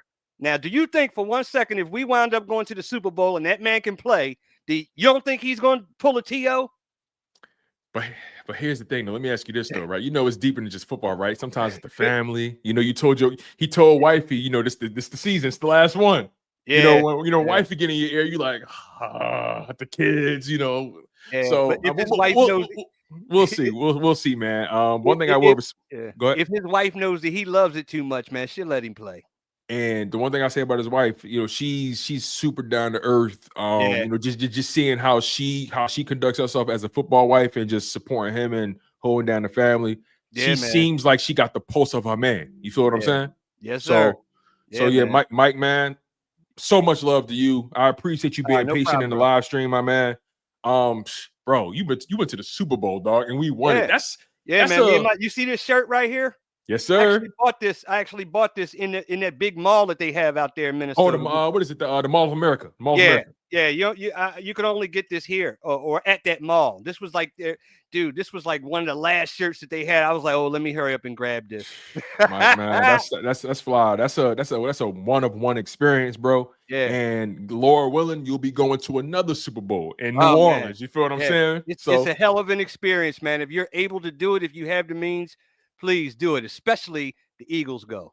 Yes, sir. Yes, Yeah, sir. man. Big Yeah. Mike, thank you so much for the love. Thank you for the All right, support. real Thank you for quick, always staying locked in. Yes, sir. Yes, sir. real quick. I gave your show a plug in my Facebook chat group, Go Birds Wow. group. Thank you. I gave your Thank you. show a plug, so I told all of my people, y'all want to get tickets, y'all need to go to my man Tone DeShields, Chalk It Up Sports. Get that promo code, man. Smash that Thank like you. button. Hey, Mike, thank you so much for the love. Thank you for the support. Thank you for promoting the show, big dog. Thank you. You take care, No all right? problem. No problem, man. You got it. Yes, sir. Shout out to Mike, man. Shout out to my man Mod X Mike. That was fly, man. That was dope. That was cool. Let's keep the ball rolling. Let's keep the ball rolling. I mean, the vibes is right, man. The vibrations is, ooh, you feel what I'm saying? If y'all just tuning into this for the first time, you guys are locked in the Chalk It Up Sports, where no matter if we win or if we lose, we just got to charge it to the game. I'm your humble and gracious host, Tone DeShields II. I appreciate y'all for locking in on the content. Make sure you guys smash that like button and make sure you guys are subscribed. Next up, we are bringing up my man, one of my favorite guys, Anthony Chops Crowback. First and foremost, make sure you guys go subscribe to his podcast. Anthony, please plug the podcast. Remind us what it's called again, my man. Remind us, please. Yes, sir. It's the Day One podcast. You can catch it on YouTube. The Day One podcast. After I'm done, Please drop the link. You know, when you get back to the live chat, please drop the link so people can find that. Please go lock in with my man Anthony's podcast. They do great work. They cover the NFL. I think you guys would do an episode a week, 2 episodes a week, something like that. Yeah, we try to run once a week, and NFL, NBA, any other sports that pop up, but mainly those two. Solid. Now, Anthony, let's get to the shenanigans. You know, Eagles, Rams, 37-20. Should have been 37-14, but I ain't gonna be picky. Give me your perspective on that game last night. What you see? Man, we have to start with Saquon Barkley. I mean, this is kind of my hot take, and I was telling my boys a little bit, and obviously we all love Shady, and he's a legend here, but I honestly think I saw enough last night to say, when it's all said and done, he's going to be the best running back to ever play in Philadelphia. I think Shady know it too. Like, but I think he embraced it though. Like Shady love it. Like, you know what I'm saying? So yeah, I feel you on that. I've never seen a guy just I was telling someone earlier, we legit have a knockout punch. Like yes, look, the Lions are dominant, right? But like what Saquon showed you on national television, the one hitter quitter, he has a legit Mike Tyson, Deontay Wilder level knockout punch. Yeah, combined with the offensive line and Jalen Hurts, it's a game ender. Like 70-yarder, he can every single run, he can house it. There's so many times last night where he was breaking those like 8 to 12-yard runs where it's like if he makes one more guy miss or if one more guy gets blocked, he could have had 3 70-yard runs last night. Like he is a house call every time he touches the ball. And we've never seen that. I mean, we've had Westbrook. He's been phenomenal. And Shady McCoy, but this is just different. It is different. I agree with you 100%. There were a few runs where I was like, oh, then they got him on an ankle or maybe for whatever reason they tackled him. But you're so right. There were several runs last night where I was like, oh, he about to break it.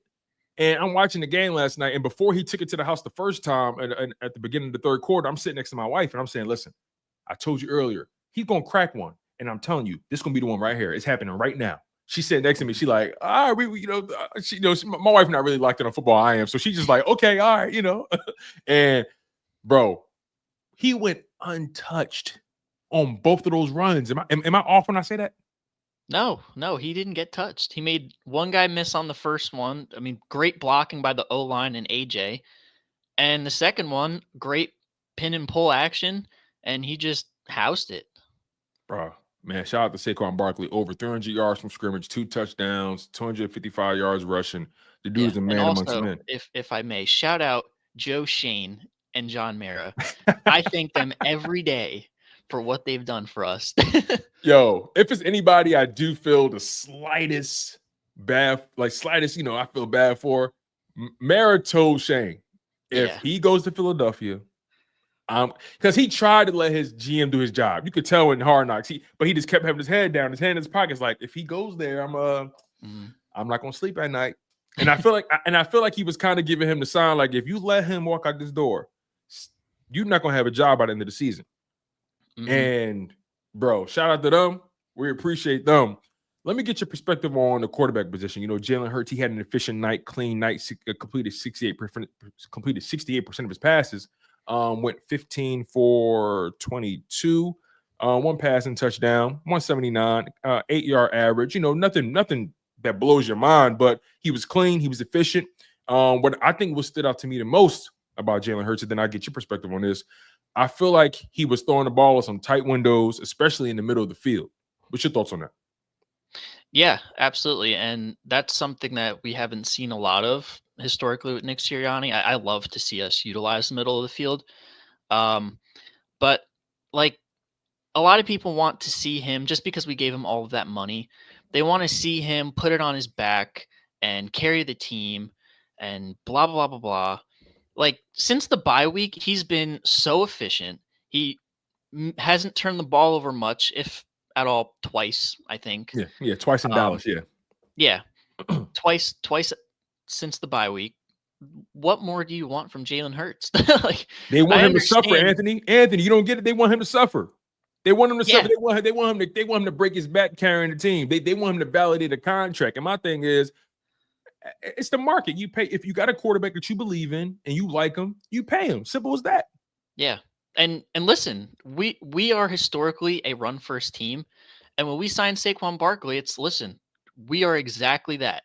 So for Saquon Barkley to carry the load, Jalen Hurts is totally fine with being a game manager at times. He's proven in the past that he can put a game on his back and win it when he has to. I mean, did we not see him go toe-to-toe with Pat Mahomes in the Super Bowl? And should have won it if the defense could have got a stop. Yeah, can't forget the Buffalo game last year. He literally put them on his back in the second half. I mean, 5 touchdowns total in that game, I think, if I'm not mistaken. Took the game to overtime, game-winning touchdown run. I mean, we've seen him carry his team on many occasions, so it always shocks me when people try to act like he's incapable of leading this team if everything around him isn't working. Mm-hmm. They want him to do it every single game, and every week is different. But the identity of this team is run first, and we have the offensive line to do that. Saquon Barkley is, as a lot of people say, a generational talent, and he's proven why. We're watching history live, and why not ride that? I don't know why we have to penalize Jalen Hurts and the Philadelphia Eagles as a whole for, having great players. Isn't that the whole purpose of football? To have I agree. Great players? I'm with you, right? I mean, you pay your GM the big bucks to make sure you insulate your quarterback with weapons, right? You want to make sure you got the best players possible, and more than anything, you want to make sure the pieces actually fit. And what stands out about this offense, the way it's built, just in the whole team in general, but just staying on the offense, it seems like all these pieces fit perfectly. Jalen Hurts, Saquon Barkley, A.J. Brown, Dallas Goedert, even Devontae Smith. It seems like all those guys are built to play bully football. Like we are a power football team. We're not finesse. We are power. And when you see the way A.J. Brown, when he catches the ball, it's like you need 3 guys to bring him down. They had a hard time tackling that man yesterday. Dallas Goedert didn't have the biggest day, but we know what Dallas Goedert can do when he has a head of steam. Obviously, Saquon Barkley does his thing, and then Jalen Hurts, he's just a physical quarterback as well. He's not really a finesse runner like Lamar is. He's more of a power guy, has that straight line speed. Can make one cut to make a guy miss. But again, outside of just the talent, the pieces fit, Anthony. Yeah, they fit perfectly, and there's we saw what Christian McCaffrey did in San Francisco, and I know somebody on here earlier was talking about, I don't know why we couldn't see this, or not us, but the mainstream media couldn't see this coming with the Eagles. This was coming in March. Saquon Barkley fit perfectly into this team. We've had great running backs, but to see his talent and pair him with an offensive line, this should be no surprise to anybody that he's playing the way that he's playing, in addition to the running quarterback like Jalen Hurts, and around the plethora of talent that he has around him in AJ, Devontae, Dallas. It's really the perfect storm. Yeah, I couldn't agree with you more, Anthony. Any final words before I let you go, Anthony? I got about maybe 3 people left. So any final words before I let you go, Big Dog? Yeah, I just want to touch on the BG thing real quick. Yes, It's a please do. shame. Please do. I know we didn't really get to touch on it a lot, but he's been balling out this year, and it's a shame that he went out the way that he did. I really don't think this is it for him. I think he'll be back, but if it is, it's been a real career for him, and he's definitely gonna go down as a legend. We definitely need somebody to step up there. Hopefully, Nolan Smith, Sweat, Jalix Hunt. Maybe we bring somebody in like a Justin Houston or something, just because we're really thin now. Yeah. So Bryce we Huff's really on IR. He won't be back until he won't be back until about week towards the end of the year. 16, Yeah. week 17 maybe. So yeah, man, you bring up a good point. Anthony, like always, my man, I appreciate you. Please plug the podcast one more time, and don't forget to put the link in the live chat. I want people to subscribe to you guys. Absolutely. I appreciate it, Tone. Keep it going, man. Definitely. And remind us the name of that podcast. Remind us one last time. Yeah. Day One Podcast. The Day One Podcast. The Day One Podcast. The link is going to be in the live chat. You guys, please go lock in, go subscribe, show love. You know, it's hard building a YouTube channel. Trust me, I know. And the grind is very real. But you know, if I could offer any advice to you, Anthony, just stay consistent. Try to be as active as you can. When you do an episode, cut up clips and try to post them on there so you can try to create more engagement as well. Just try to maximize, especially when you do one episode a week, try to maximize that episode as much as you can. You feel what I'm saying? So other than that, big dog, I got a lot of love for you. I appreciate you. You always come through and you show love. You've invested in this channel and I'm grateful for it. Anthony, you take care, big dog. You too. Appreciate it. All right. Shout out to Ant, man. All right. Next up, we're bringing up the lovely, lovely lady. She shows so much love and she's invested in the channel. She's actually been one of our giveaway winners and she has supported me all summer long. She's been locked in from the gun bust. And I'm grateful to speak to her. She's holding it down in Ohio for the Philadelphia Eagles. You feel me? She's in Cincinnati Bengals territory. She's in Cleveland Browns territory. I know it must feel different when you're an Eagles fan, when you in losing territory, but it's all good. Let's bring up the lovely lady, Miss Fanny, the Eagles fan. Fanny, how you feeling, girl? I am wonderful. How are you? I am great. Hopefully you are even better. I'm grateful that I finally got the chance to speak to you face to face. Means a lot for you supporting the show. Please, I got to ask you, how are you feeling about your Eagles right now? Tone, I've been an Eagles fan for about 30-something years. I am feeling wonderful about this team. I'm feeling wonderful. I've been a fan since Randall Cunningham, when he was one of the only Black football quarterbacks in the league, him and Warren Moon. Wow. And that's what drew me to this team. Wow. And you know, it's interesting you say that. The one thing I give the Philadelphia Eagles credit for, they've never been afraid to go against the grain, and they've been afraid to give the brother a shot. The brother's a shot. You feel what I'm saying? I mean, Donovan McNabb, Randall Cunningham, Michael Vick. I mean, Michael Vick, they got Michael Vick fresh off the cell block, no pun intended. Like, you know, you get what I'm saying? Like, and they exactly. So it's just been amazing what they stand for as an organization. And now we got this young brother Jalen Hurts, who, in my opinion, I feel like he doesn't get the flowers he deserves, but that's why we have these kind of shows, right? To make sure we give our guys their flowers. Absolutely. You know, we're going to talk about Saquon, of course, but you know, he's not human. He's not human. He said he's not human. She said he's not human. Come on, Tone. Let's not even waste time. Like, you know what? Let's get into it. He's not human.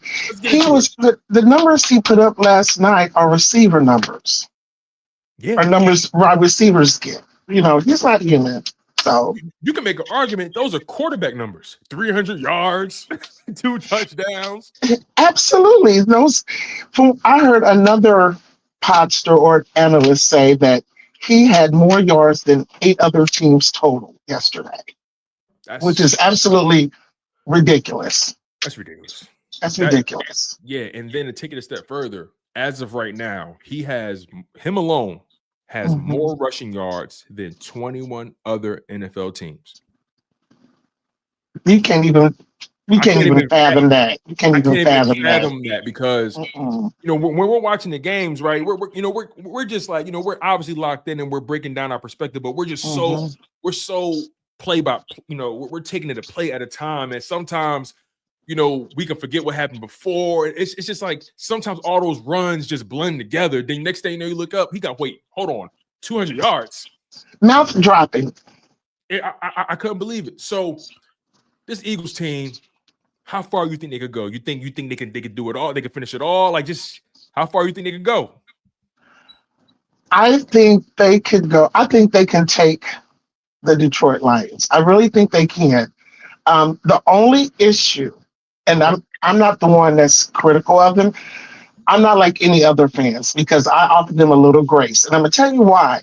Because this is my point. Consistency is what gets you the crown. Consistency. And what I mean by that is the team has had no consistency in the past 3 years because they've changed and rebuilt year after year after year since their DC and OC has left. So I offer them a little bit more grace than other fans would allow. With that being said, this team is much better. So I think they can take the Lions. But I'm not as critical as every other fan and pinpoint and nitpick what everybody does wrong. The only issue I have is the self-inflicted penalties, downfield, offline, offsides, encroachment. That's the only issue I have with the team. Myself, self-inflicted penalties.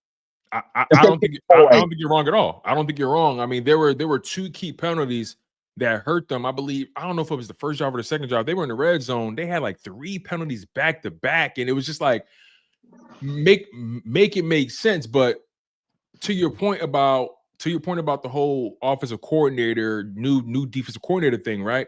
You're right. They don't get enough grace for that.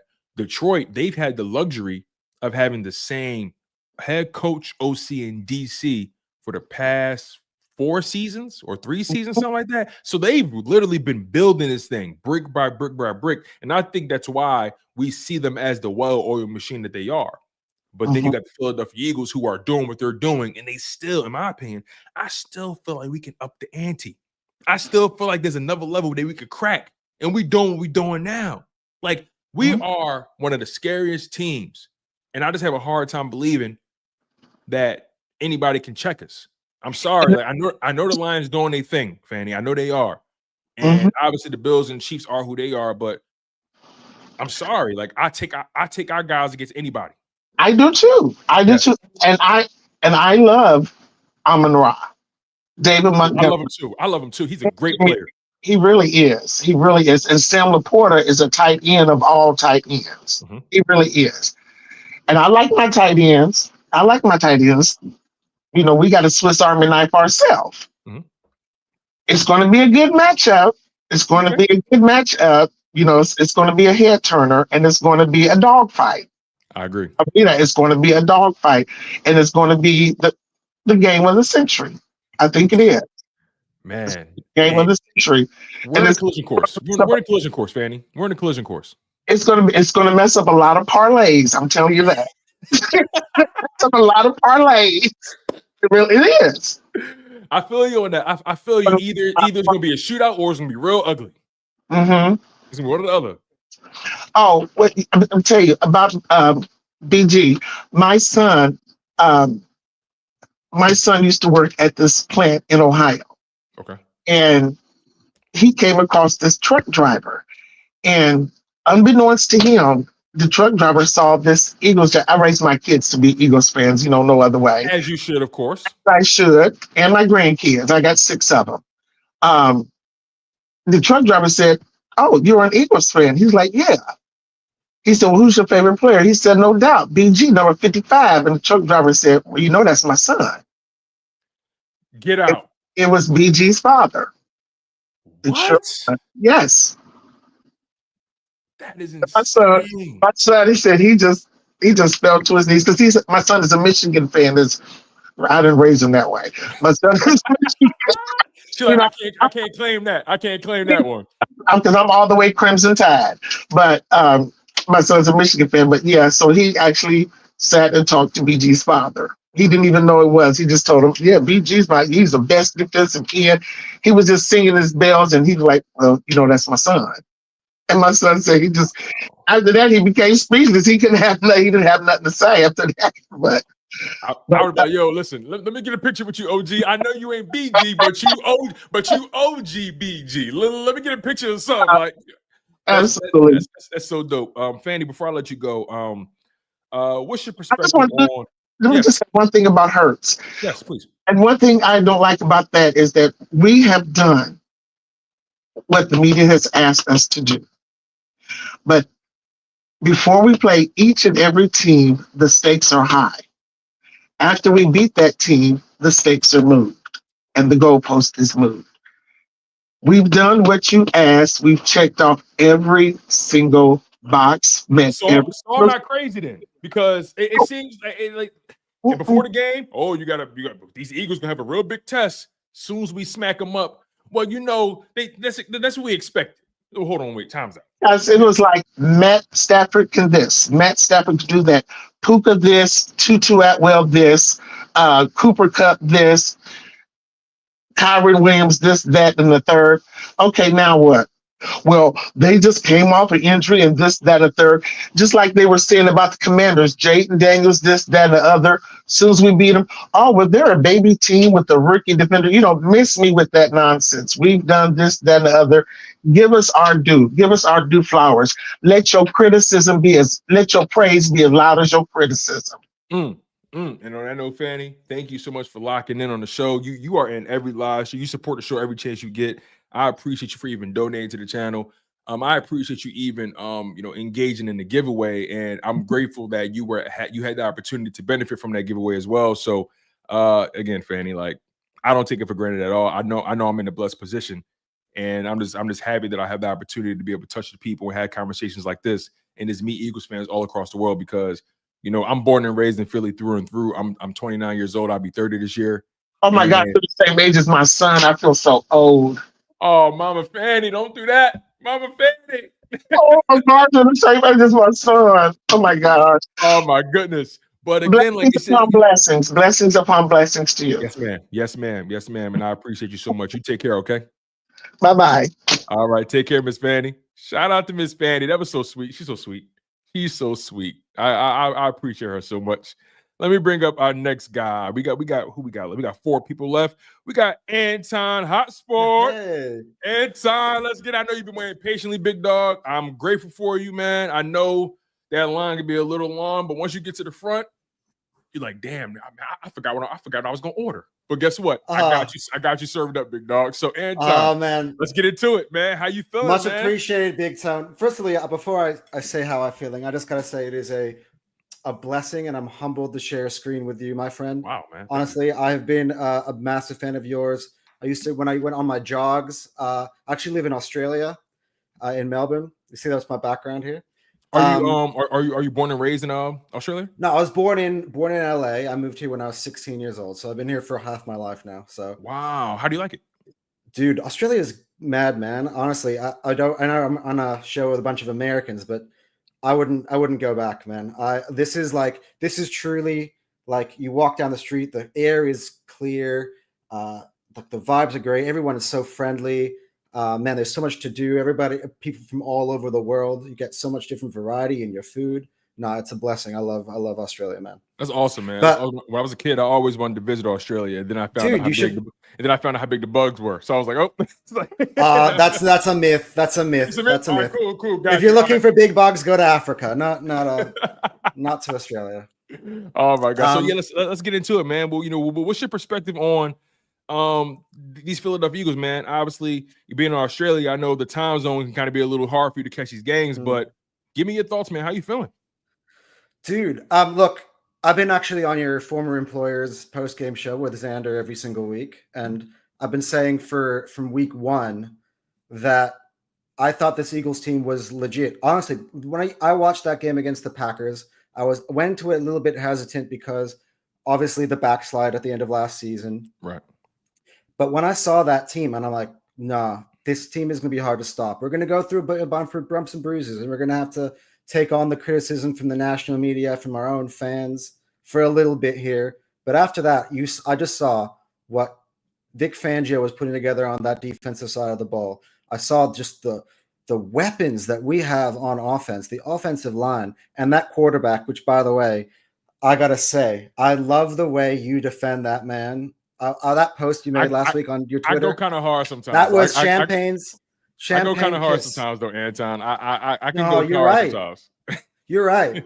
You're right. I sent a tweet out to Celio because I made a graphic for my own. By the way, I just started my own podcast in April. Okay, so word. So you started it in April of this year? April of 2024. Yeah. Okay, what's it called? It's called Hotsport. Okay, Hotsport when you get AU. the chance, put the link in the live chat so people can subscribe. Please make sure you guys go subscribe to Hotsport. Anton from Hotsport. Please drop that link in the live chat. I'll also subscribe. I'll subscribe as well. So please go lock in. Yeah, dude, I gave you a shout out last week because of that tweet that you made on my show. Because I was saying, I quoted you, I pulled you up. I'm not taking any credit for this. This is my man Tone. What you were saying was spot on about how Jalen has to work that much harder to earn everyone's respect than anybody else. I want to show you a stat, right? Because I made a top 10 quarterback list last week, and I had Jalen number 6. Now ahead of him, I had Josh Allen, Patrick Mahomes, Lamar, Joe Burrow, and Jared Goff. Okay. Now, since we acquired AJ Brown, Jalen has beaten 4 of those 5 quarterbacks, and next week he has a chance to beat the other one. That's true. So that's true. And he beat Matthew Stafford twice already in his career. He's beaten Matthew Stafford twice. I mean, here's the thing, man. They want to nitpick his game because it doesn't look as traditional as it looks. But he said it best in his press conference. You know, the numbers and the stats, that's all subjective. At the end of the day, did we win or did we lose? And he wins, man. He's the winningest quarterback from his draft class. That can't be overlooked. You know what's so funny? I said that wins and losses is my number one most important stat for a quarterback. And somebody wrote to me, "Oh, that shows me you don't know much about football." And I'm like, come on. Like, because I was saying that Joe Burrow, everyone was saying, oh, Joe Burrow. Again, I love Joey B, but he's not winning. He's not putting his team in a position to win games. At the end of the day, he's not.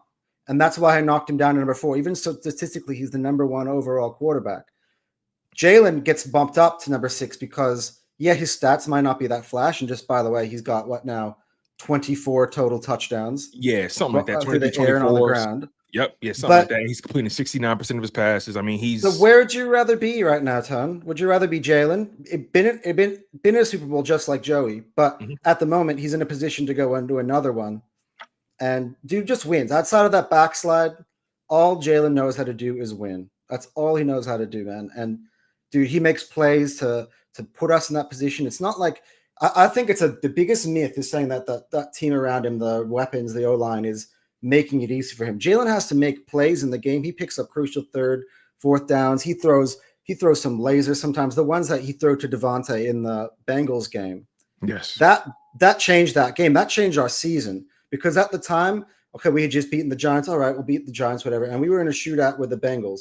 That throw from that point on, Eagles have been lights out.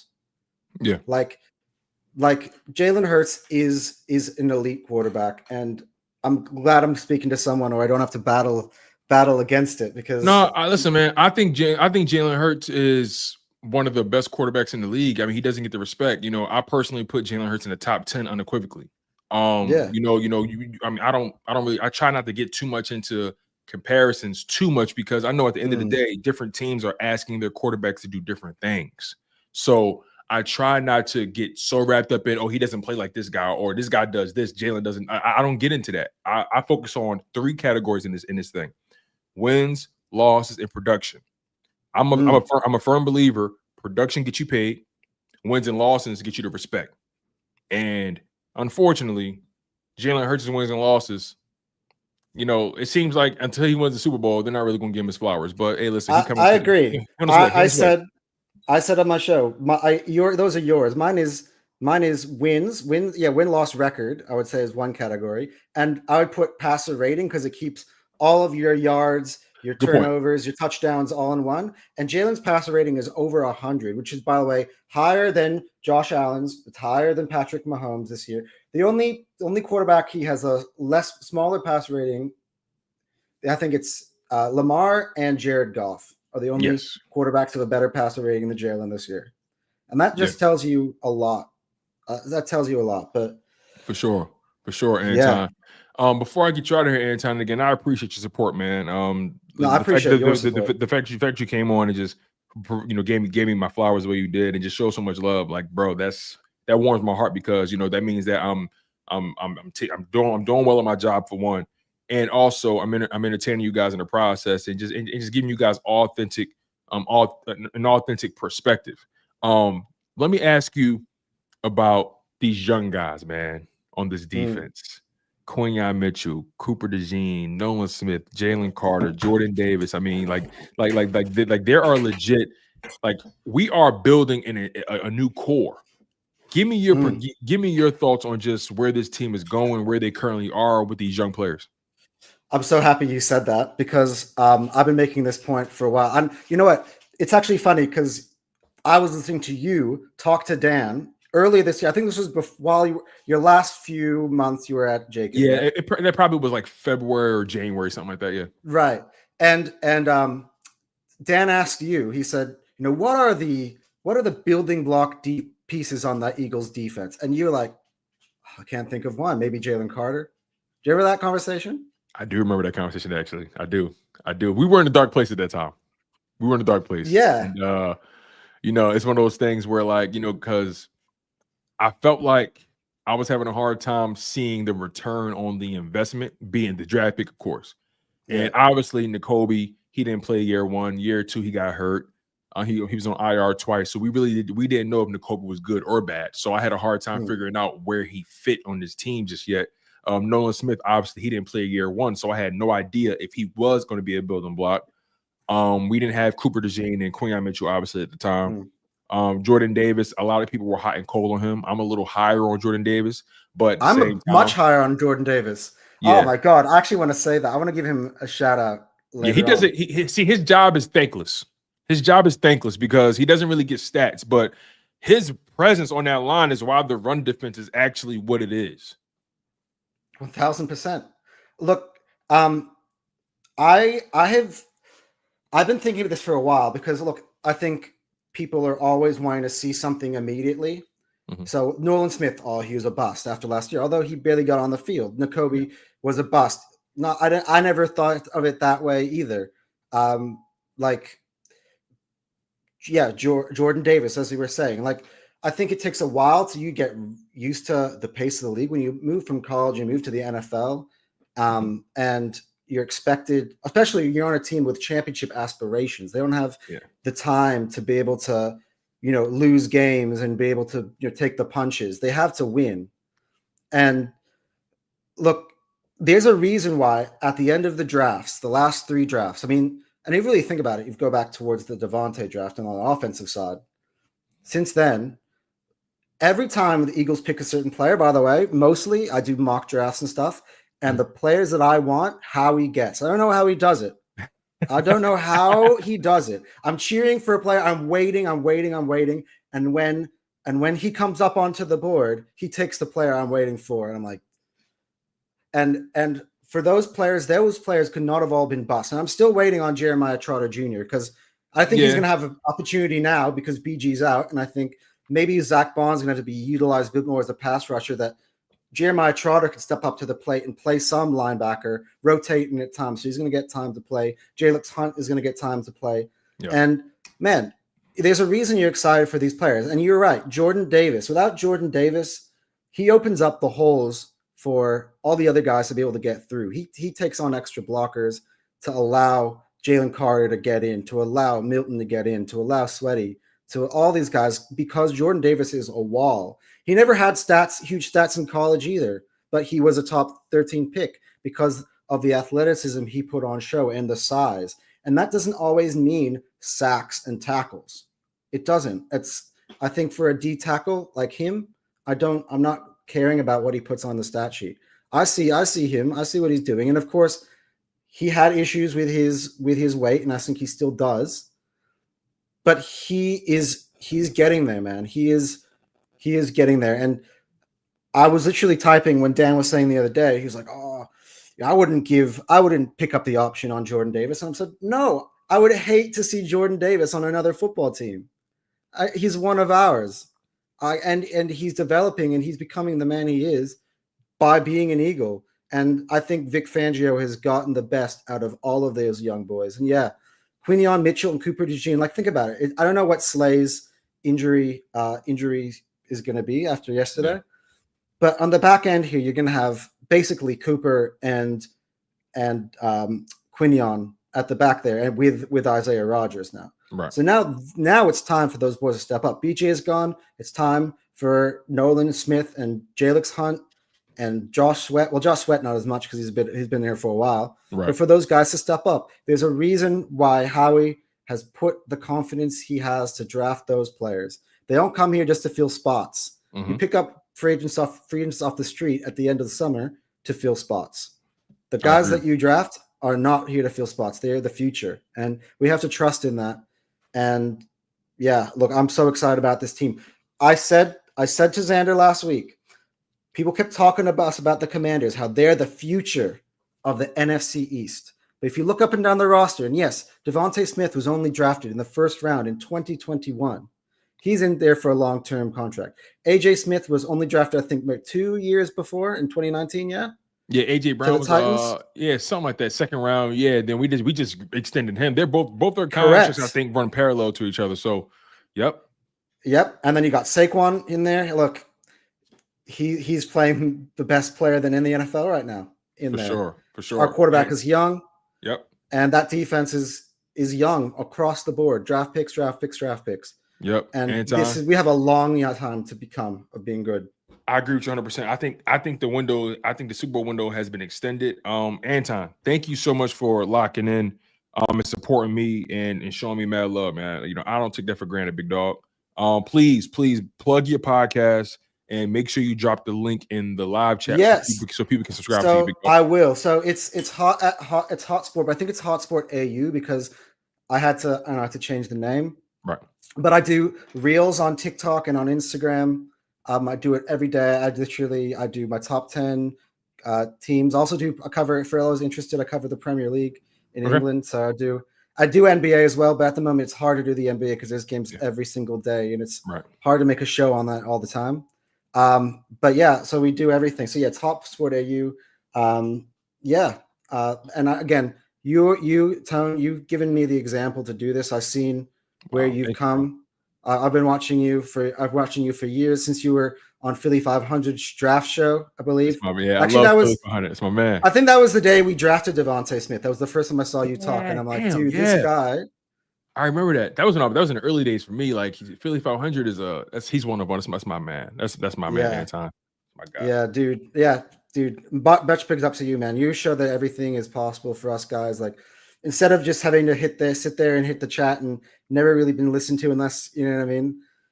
To be able to come out and speak your opinion on what you feel and the team, and dude, man, amazing. And I love your shows every single week that you do with Simone and you do with LB. Yeah, that's my man. LB, man. That's my people. That's my people, man. Dude, shout out to my man, Coach Marcus from Pro Fan Talk. He does amazing work. We do a pregame show as well. So yeah, Anton, thank you, man. I really do appreciate you, man. I'm glad you were able to come on, and I'm glad you were able to offer your perspective, my man.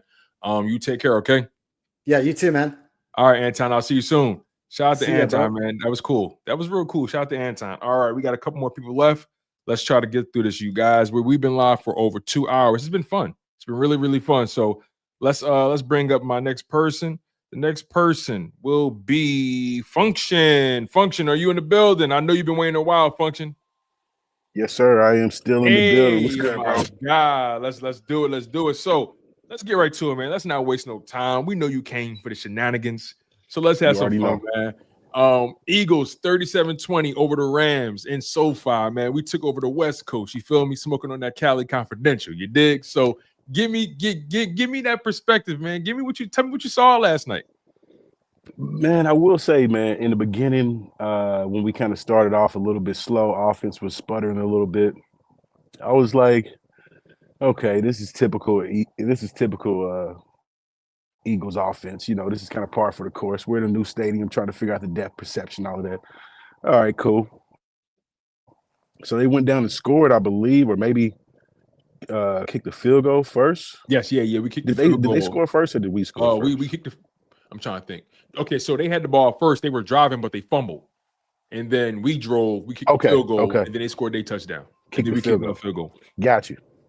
And so really, man, I thought that we would have been able to kind of get something going in the red zone, man. I was looking for Johnny Wilson to kind of show up a little bit, but it was just something was a little bit off. I don't know if it was just the environment or what, but I kind of just walked away from the game, to be completely honest. I was like, man, they'll be all right.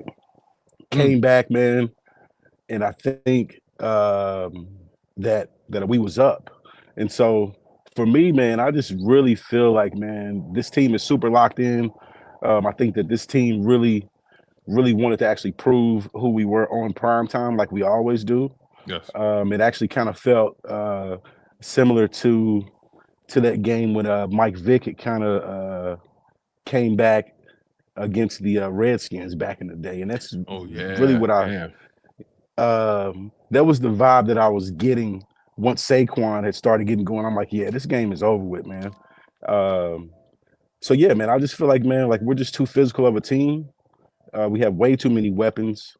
Shout out Devontae, man. We definitely want to see him back, man. But to actually see Hurts win without Devontae, man, I thought was a huge win. And then to see Saquon go off for 300 was just stupid, man. It was just ridiculous. Bro. That's like I'm glad you said that. 300 total yards. Like when you think about that, and like that's 3 football fields.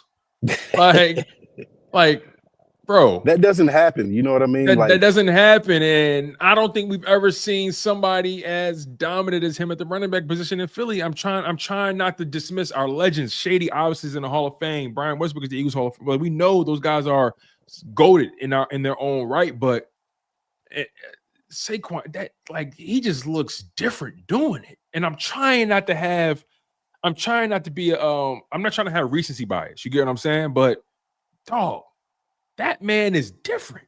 You know what I think it is too, is that we've never really seen a running back with such patience and such power. You know what I mean? Like I feel like even on those runs where he's getting like 2 and 3 yards, and we're still just kind of just continuing to hand off the ball. I think what ends up happening is like he starts to find a groove, but also he's really trying to pick his spots and not necessarily give up what the offense is really doing. You know what I mean? Like I feel like he really allows for the offensive line to kind of set up what he's going to do off the blocks. You know what I mean? And so personally, man, I'm super excited to really see what the offensive line can actually do. Because like once we really start pulling consistently, like how Kelsey used to pull,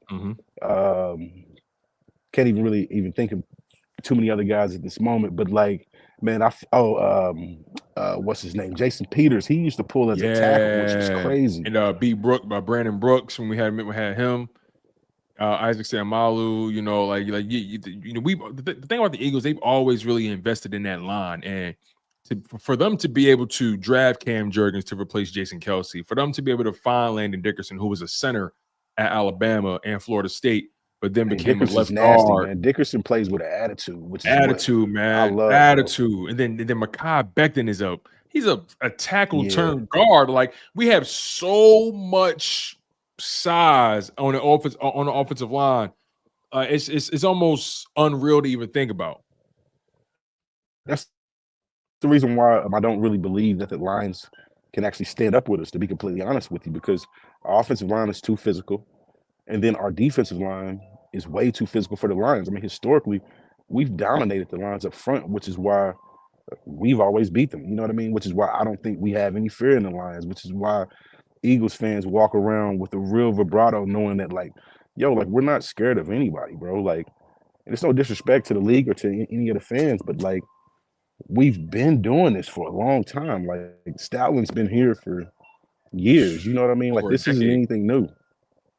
You know, I mean, I know that we've kind of underperformed in certain instances or played down to the competition, but I think in the grand scheme of things, like this team is a very physical team. And I think if Sirianni can kind of get away from the finesse ball, then I think we'll be in a much better spot. Like the wide receiver 3 screens have to go if it's not Covey.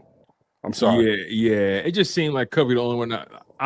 I'm with you on that. But I also think we're at that point in the season now where the identity is cemented, and now it's about For sure. perfecting it and trying to create variations off of it and get creative with it. This team is just so talented, bro. Jalen Hurts doing what he does, being efficient, being clean, just being accurate. AJ Brown. I mean, AJ Brown had I didn't even know AJ Brown had 100 yards last night. Like I didn't realize that he had 100 a yards. quiet 100-yard game. But I think what ends up happening with like guys like AJ, like he understands the moment too, where I think his ego's not getting in the way, and I think he's really trying to make the most of the opportunities that he's getting on the field. Where it's you can tell by the way he's running with the ball. You can tell like he's trying to break something. To your point about making or taking advantage of the opportunity. Yeah, definitely, man. I think AJ is definitely one of one. I think Hurts is one of one, but I think AJ also brings like a certain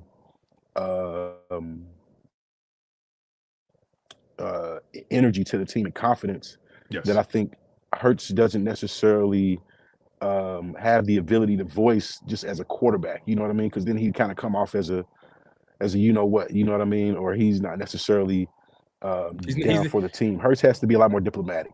You know what I mean? Yeah. I gave Kurtz a lot of credit for being able to manage all those different personalities. You got so many guys who are talented that wants to see the ball. But Jalen Hurts, I think by Jalen Hurts carrying himself the way he carries himself, it makes it easier for everybody to accept their role a little bit. Like Jalen Hurts doesn't play the game with ego. He cares about one thing, and that's winning football games. He doesn't care about his own numbers. I think Hurts just wants to win. Simple as that. Hurts wants to win. I think Hurts has a point to prove because he really wasn't able. Hurts doesn't have a point to prove because he really wasn't able to win that championship with Bama. You know what I mean? And I think he doesn't even care about the numbers. He's already put up the numbers. If you do your homework, Hurts is up there with Patrick Mahomes. Like in the Super Bowl, he outplayed Patrick Mahomes, and I love Patrick Mahomes. But at the same time, I think Hurts is on a mission to prove that he is a damn good quarterback, but also that he's changing the game. You know what I mean? So, yeah, man, I'm super excited for Hurts, man, especially if we bring home the championship. Oh, man, I'm really going to talk my ish, man. For sure. For sure, bro. For sure. Like, I can't even blame you on that function. Like, and I think we actually have the right defense, the perfect defense to be able to do it. We'll close it out with this one. I mean, the defense, I feel like this defense is better than 2022. What's your thoughts on that? I don't know if it's better than 22, just because I like how our D line was just ridiculous in 22. But I do feel like they were going crazy. Yeah. But I really do feel like, man, like our defense is playing as a unit. You know what I mean? Like last year, everybody was kind of doing their own thing. I even feel like this year Slay is even more bought in than ever before. Like I feel like we're really starting to use technique and not really relying on the athleticism unless it's necessary. Which is why, like, I feel like players like Cooper DeJean and Mitchell, they literally pop off of the screen. You know what I mean? In my opinion, Cooper DeJean is probably he's so cold, man. Like, and I'm not even gonna hold you, man. He's like they both cold for sure, but it's like Cooper DeJean, he's bigger. And like it just seems like he can match up with anybody because he got the speed and the athleticism, he got the fluid hips, and he got the instincts, he got the ball skills. Like every time Puka lined up on Isaiah Rodgers, Puka was eating. But every time he lined up on somebody his size, like a Cooper DeJean, then you saw Puka turn back into a human. So I don't think you off base at all with the Cooper DeJean thing. I also believe I actually made this declaration when we drafted him. I said Cooper DeJean is going to end up being the most versatile piece on that defense, and I think he is. He can play outside, he can play inside, he can play safety. You could put him at linebacker because of the versatility and the size. He can play the run. He's shown that he's trustworthy in short yard situations. Right, we've seen that on plenty fourth down stops by him. So I can't agree with you. I couldn't agree with you more than Quinyon Mitchell. He showed to the team at least that he can play the slot. They trusted him enough to play in the slot, but then they put him on the outside, obviously because Rodgers got hurt. So I think having Quinyon on the outside with Coop in the slot, And then you still got Ringo, the young buck, who's going to be a starter next year. Ringo will start next year. I really believe that, especially if Slay isn't here.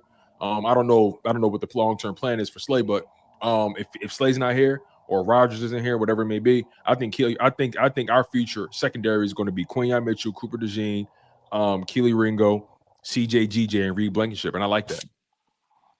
Tone, before I go, this is my hot take. Okay, let's do it. Keely Ringo is going to be starting quarterback come playoff time at some point. Okay. All right. That means Slade might not finish the season, to your point, and he's going to outperform Isaiah Rodgers throughout the practices and whatever it may be. So, hey, listen, I like Ringo. I was screaming last night to put Ringo in the game because I felt like he would have matched up better with Puka. Just from the physicality standpoint, because Puka knew he was going up against small guys. If you put a bigger guy in front of him, at the very least, he can get hands on him, and then he can probably offset him a little bit more. You never know. I mean, you're taking a risk, but I would have took that risk. Nonetheless, though, they won the game. Function, big dog. I appreciate you for locking in. Thank you for supporting me. I'll always being tuned into the live streams. Man, it's always fun talking to y'all. You take care, big dog. Cool. Yes, sir, man. Keep cooking. Appreciate you, bro. Yes, sir. Yes, sir. Shout out to Function. And the last person, we have my man Rome. Rome, is you there? Talk to me. Yeah, what's going on, Big Rome. How you feeling, man? Yeah, I'm feeling cool for real. Cool as hell. Real smooth, to be honest. I ain't mad at that. So you saw that game last night, 37-20. Should have been 37-14, but I ain't gonna be picky about it. Give me your observations, man. How you feeling about these Philadelphia Eagles? I'm feeling like we clicking on all cylinders right now. Besides like a real lethal passing game, like with volume, I would say. Because it's still lethal with considering the efficiency. But I feel like that's the only thing that we're really missing, like, to make this offense like, damn, how do we really defend them? Like, and it's that way even now, even still, it's like, how do we really defend them? Because I feel like we're real precise in the way we attack the offensive passing game. Like, we know that Jalen Hurts ain't gonna, fill up the stat sheets in that area. Consistently, you know what I'm saying? Like, he can have that game. I know what you're saying. Like, he's streaky, you know what I'm saying? He's streaky, he can have that game, but like that, like they're a run first team, man. There's plenty of games where like, Jalen he's making the right throw, but at the same time, you can tell, okay, this is the game where Saquon is taking over. You get what I'm saying? Like, to your point about volume, right? Like, they're not throwing the ball a lot, but with the amount of times they are throwing it, they're getting big plays and the explosives and all that kind of stuff. Right. And I feel like that was like where we're at right now, like we're like from like the point from the beginning of Nick Sirianni's era, like from that point to where we're at right now, I feel like it's been a collective of data, like, to understand who Jalen Hurts really is, like, because we've tried, and even in earlier on in the season, like we kind of like we're all like kind of like accepting the fact like that it is what it is, like this is how we gotta win with this, and hey, like, if it's not gonna look like but damn, I was just about to say it's not gonna look like a Nick Foles performance throughout the playoffs, but like I said, he could get streaky like that, like he did against Kansas City in the Super Bowl. You know what I'm saying? Like, he had that type of game, but you know what I'm saying? Like, so I feel like if we just stay the course on, the trenches, Philly, we always been about the trenches. So if we just stay with that mentality in the trenches, I feel like that's gonna really put us in a good position to hoist that thing. For sure. And obviously, you look at the competition, you look at Detroit, right? You look at Green Bay. Regardless, these are going to be teams that you may have to see to get to that point. And all things considered, I'll be honest, bro. I ain't scared of nobody, bro. I think we can run it up with anybody. I think You we know can what's crazy? Go ahead. The last time I was speaking with you, I was talking about how we had to have that mindset of like we facing up against the Chiefs, and on the show with Shady, he was talking about how he was speaking with AJ Brown, and he was talking about, oh, we gotta get ready for the Chiefs. Talking about AJ Brown saying that, so like it just kind of like confirmed my mentality of like at least someone on that team, like they know, like, you know what I'm saying, like who we're Who they got to measuring run up through? against. Yeah, because the Chiefs, But even you though know what I'm they're saying? not really explosive right now, but the Chiefs, they have such a well-oiled machine there. They know how to win the close games. Like the Chiefs, the kind of team that you can't just try to field goal your way to death, or you can't let them be down by a touchdown or 10 points in the. You got to kill them. You got to flat out kill them. Yeah, but that's the thing. It's where we gotta like create that mindset of when we play the Chiefs, we don't know how it's gonna get done. We just gotta, you know what Get I'm it saying? We done. just gotta be stronger, and we just got, you know what I'm saying, get it done. We just got on that day, we gotta execute to a T. You know what I'm saying? We gotta be flawless. You know what I'm saying? So I feel like we're building that swagger, and I'm not about to get too ahead of myself because I mean, what, there's six games left. Yeah. So, what are we? We 9-2, so that's 11. Yeah, we got 6 games left. Yeah, 6 games. We got Six Baltimore games left. next. Then we got Carolina. Then I think we got the Steelers. Then we got the Steelers, rest of the. We sweeping and the then division, by the the way. division games. We sweeping the division. Yeah, I'm not worried about those. But I like to see. I'm not really worried about them, but you know what I'm saying. But it's dope.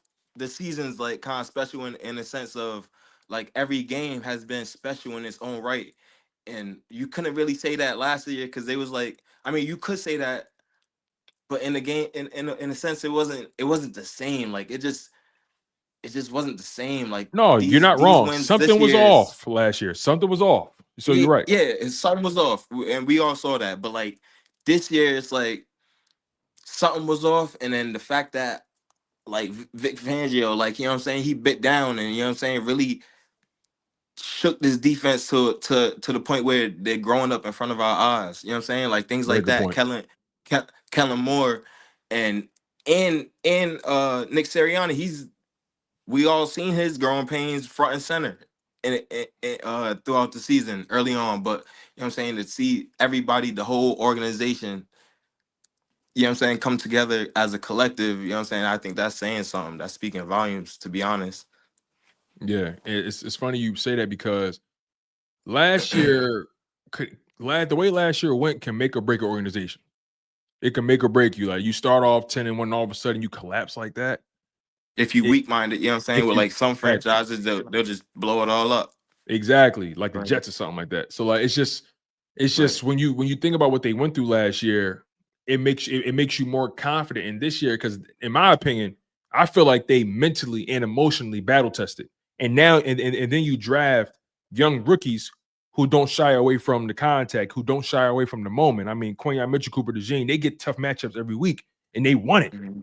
So Mhm. you brought up a good And you point, still got man. that veteran presence. You still got that Yeah. veteran presence throughout the organization. I know Jason Kelsey, he retired, but you know what I'm saying, you got that veteran presence. He's a veteran mindset on the offensive line Mhm. still, you know what I'm saying? So like you know what I'm saying, like Lane Johnson, he, you know what I'm saying, he got a ring, you know what I'm saying? So like you still got that veteran presence sprinkled throughout the young guys, and like that's breeding the epitome of what it takes to be an Eagle, you know what I'm saying? So like that's I love that. still in house, you know what I'm saying? So like we're growing up.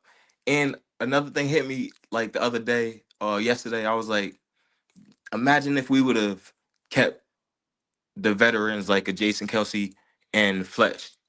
We know they could have played one more year. And I was thinking about it. I was like, damn, we probably could have been a little bit more better, but I wasn't really thinking about that. I was just thinking the fact that if we would have allowed them to not clog up space or take that extra position away from them young guys, Yeah. we would have never seen, you know what I'm saying, like the next generation of like the next Fletcher Cox, who's about to be Jalen You're right. Carter. You know what I'm You're saying? absolutely right. And You're Cam absolutely right. Jurgens. You know what I'm saying? Who's about to, you know what I'm saying, be tenured Eagles. You know what I'm saying? They're developing that mindset of, all right, this is what it takes to be an Eagle and really wear those wings on your helmet. You know what I'm saying? Like, I feel like this season is what it's about. Like, to understand that with those young pieces that we drafted. So I think that's dope that we're seeing that earlier on. Facts, Rom. You know, I couldn't agree with you more, man. I appreciate you for locking in. Thank you for always Nah, supporting. facts. Thank you for being active in the live chat. Thank you for being active in the, in the call in, for being patient. I know you was waiting a while. You found your way back in, bro. And I just again, I Nah, appreciate for you, man. sure. So stay locked in. The content only gonna get better. This ride that we're on with this Philadelphia Eagles team, man. I'm telling you, I got a feeling, bro. I got a feeling that this is gonna be. I got a feeling. I hate getting ahead of myself, but the way BG That's the went thing. I down. don't want to be too, you know what I'm saying, outspoken because I feel that's you, but not, listen, all right, I'll put it you know this what I way. mean? You ain't got to be that, but I'll be that way for you. You feel what I'm Hey, saying? Like, but it's a crazy omen though. You know what I'm saying? Like, and it's a good omen because yeah, I'm gonna leave you at this. Because I used to live in Philly when I was younger. I was adopted. My adopted family, they're from Philly, but got you. we moved out there the end of my 6th grade year. This is like '05, like after we lost the Super Bowl Oh yeah, that was a versus rough the time. Patriots. You know what I'm saying? So I moved out there and back when NCAA was still popping, Yeah, was, you know what I'm saying, before they discontinued it.